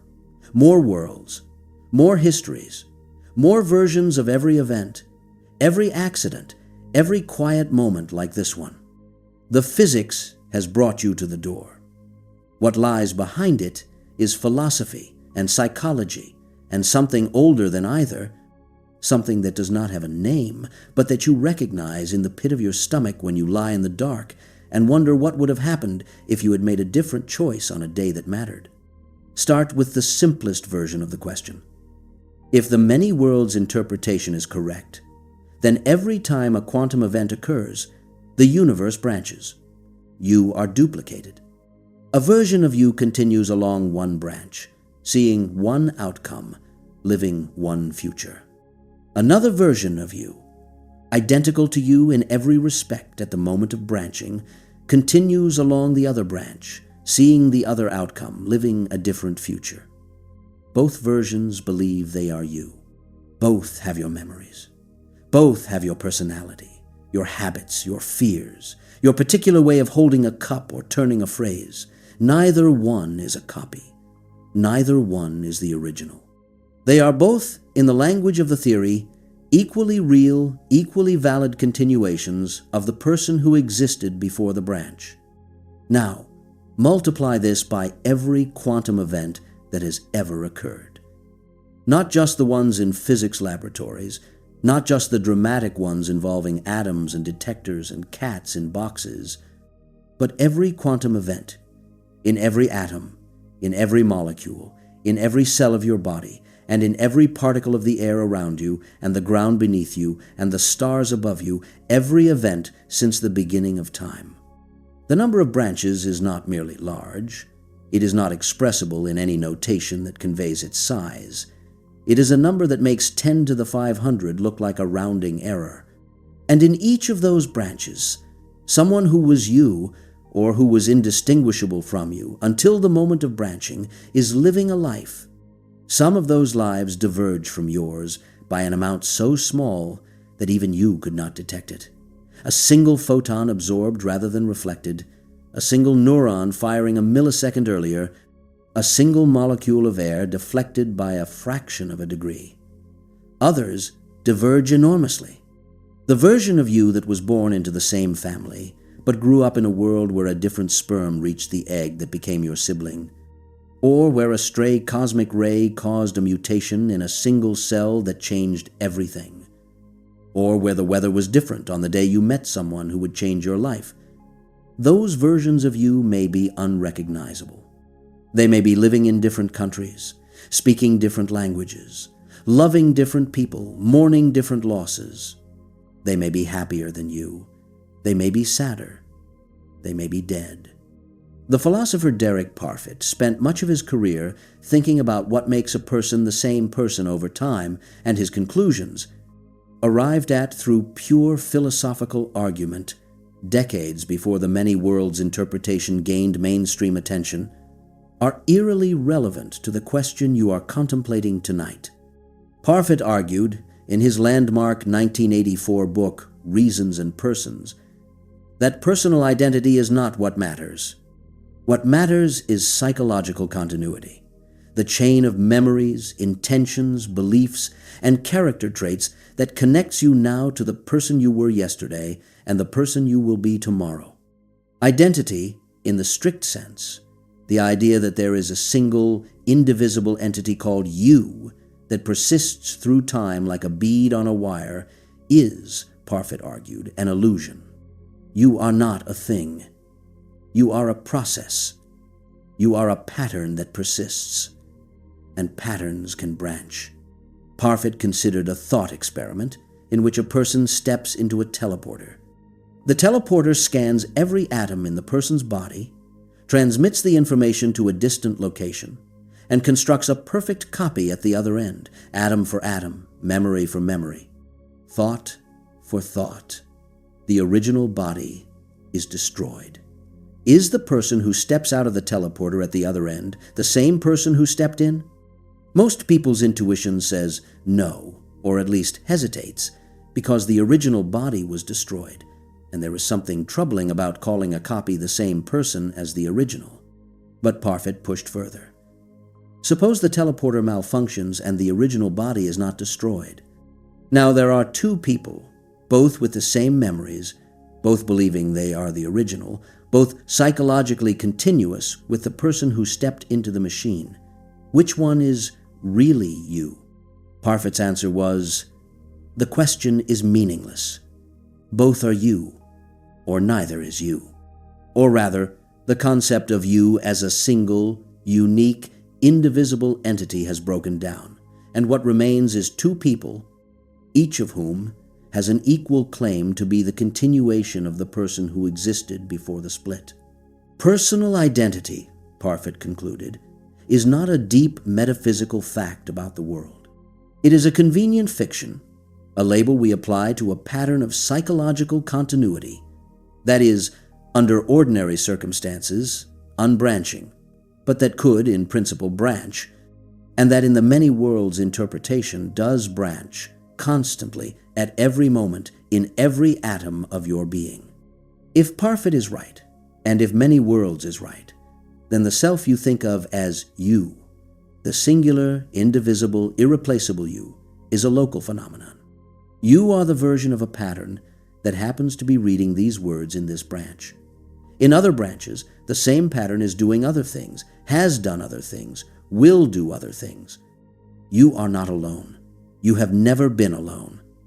You have been accompanied since the moment of your conception by an inconceivable multitude of selves, each as real as you are, each living a life as vivid and as detailed and as full of joy and suffering as yours, and you will never meet any of them.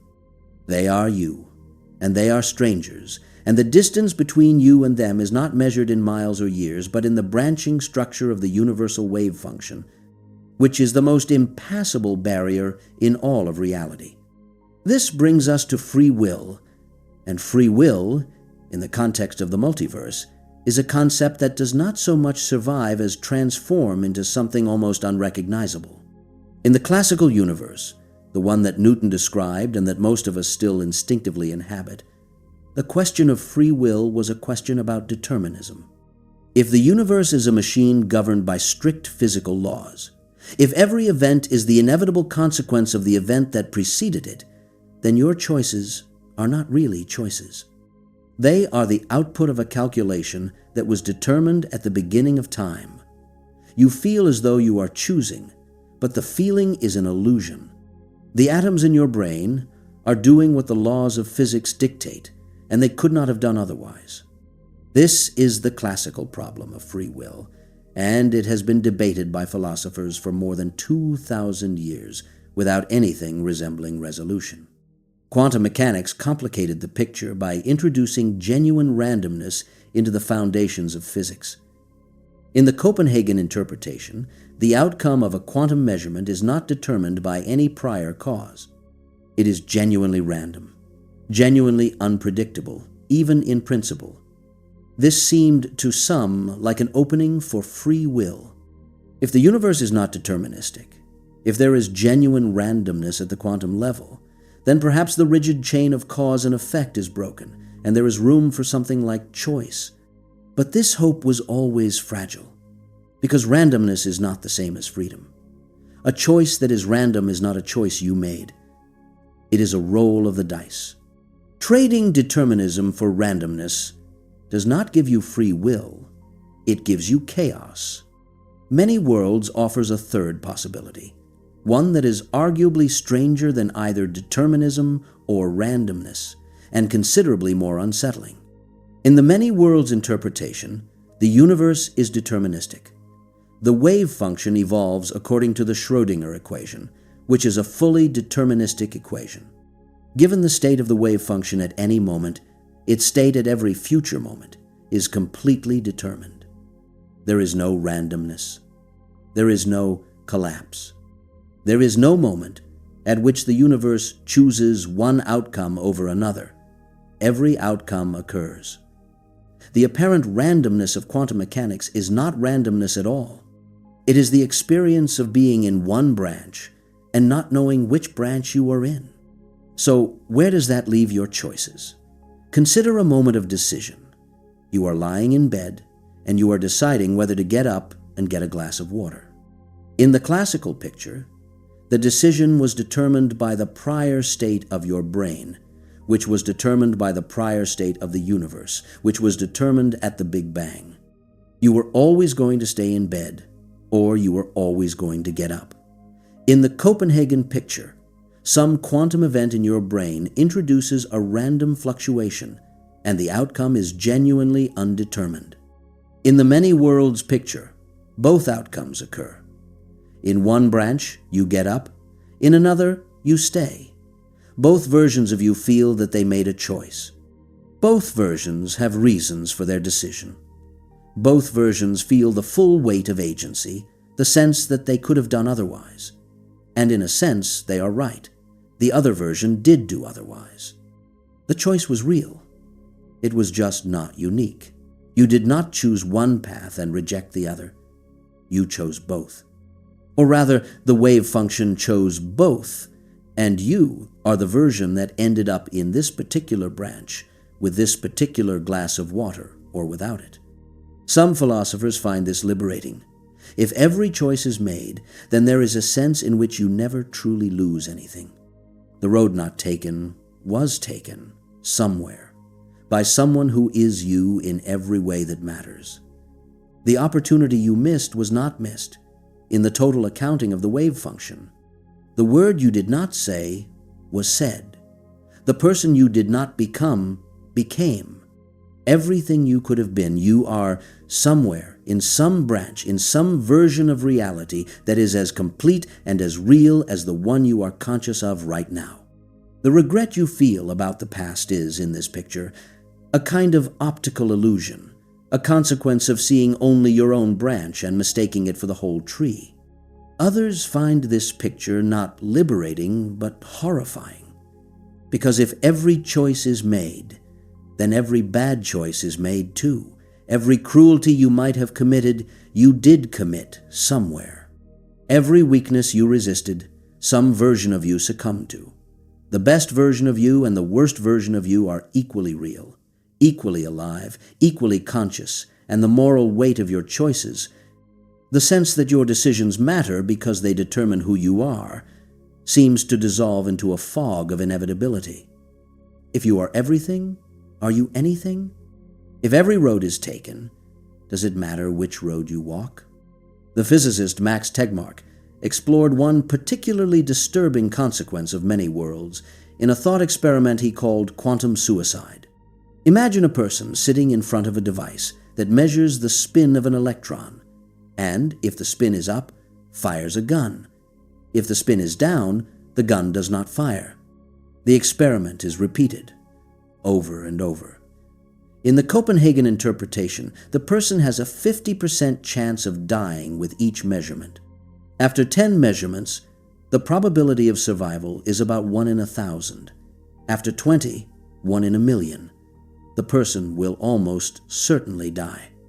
But in the many worlds interpretation, something strange happens. At each measurement, the universe branches. In one branch, the spin is up and the gun fires.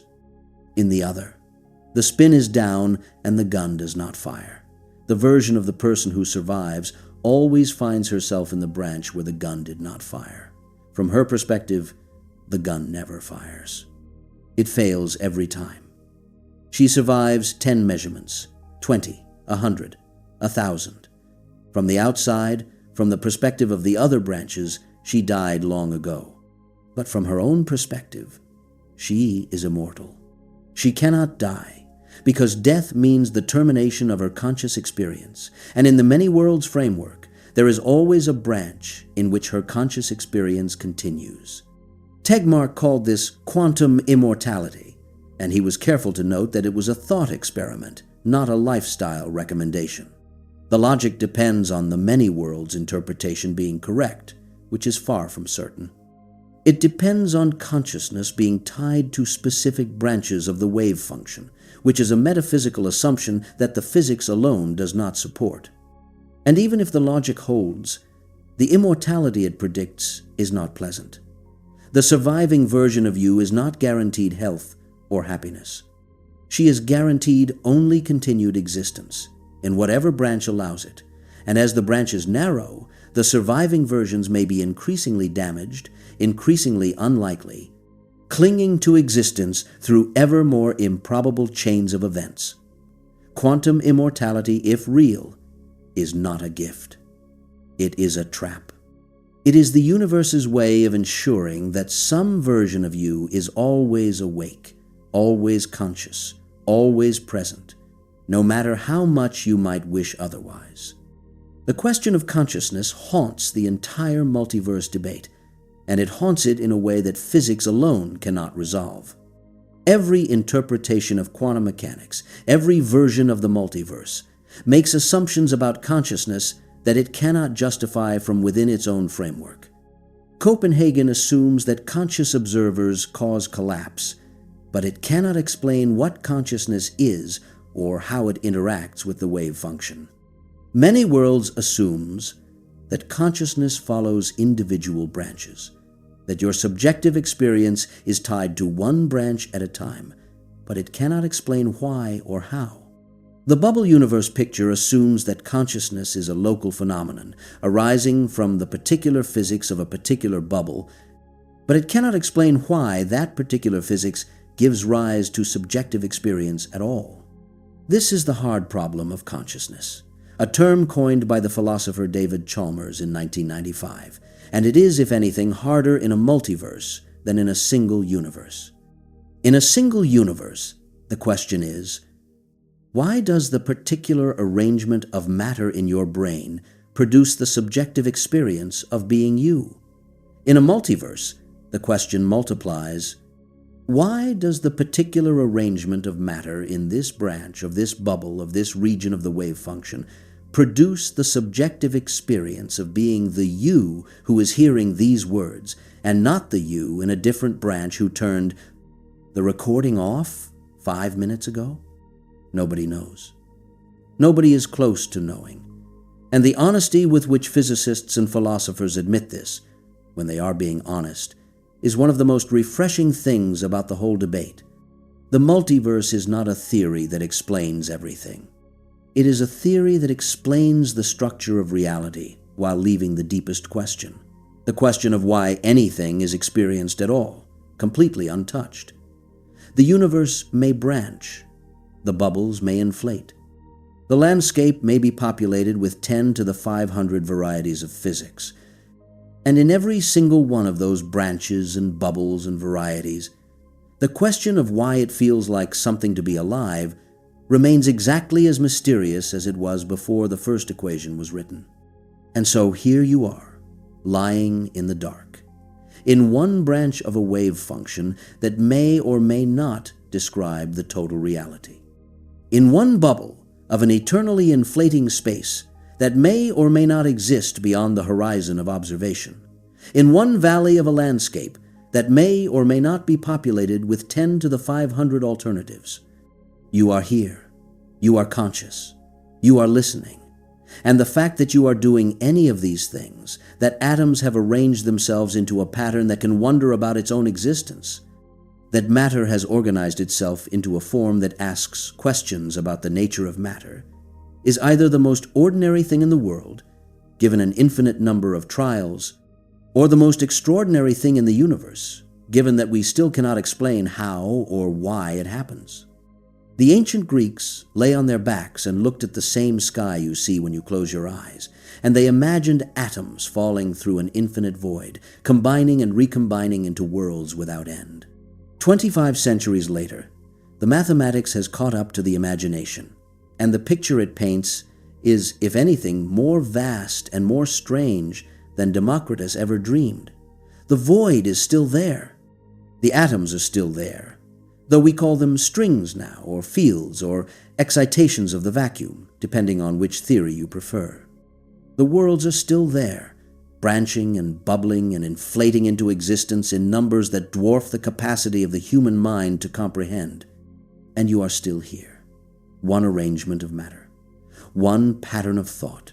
One thread of consciousness winding its way through a cosmos that may contain more threads than there are numbers to count them. You do not know if the other threads are real. You may never know. The mathematics says they should be. The experiments cannot confirm it. The philosophy cannot settle it. What you have is this moment, this room, this breath, this thought, and the quiet knowledge that the universe, whether it is one or many, whether it is finite or infinite, whether it was designed or accidental, has produced at least one point within itself that is capable of wondering about the whole. That is not nothing. On a night like this, in a cosmos like this, that may be everything. Let your eyes close.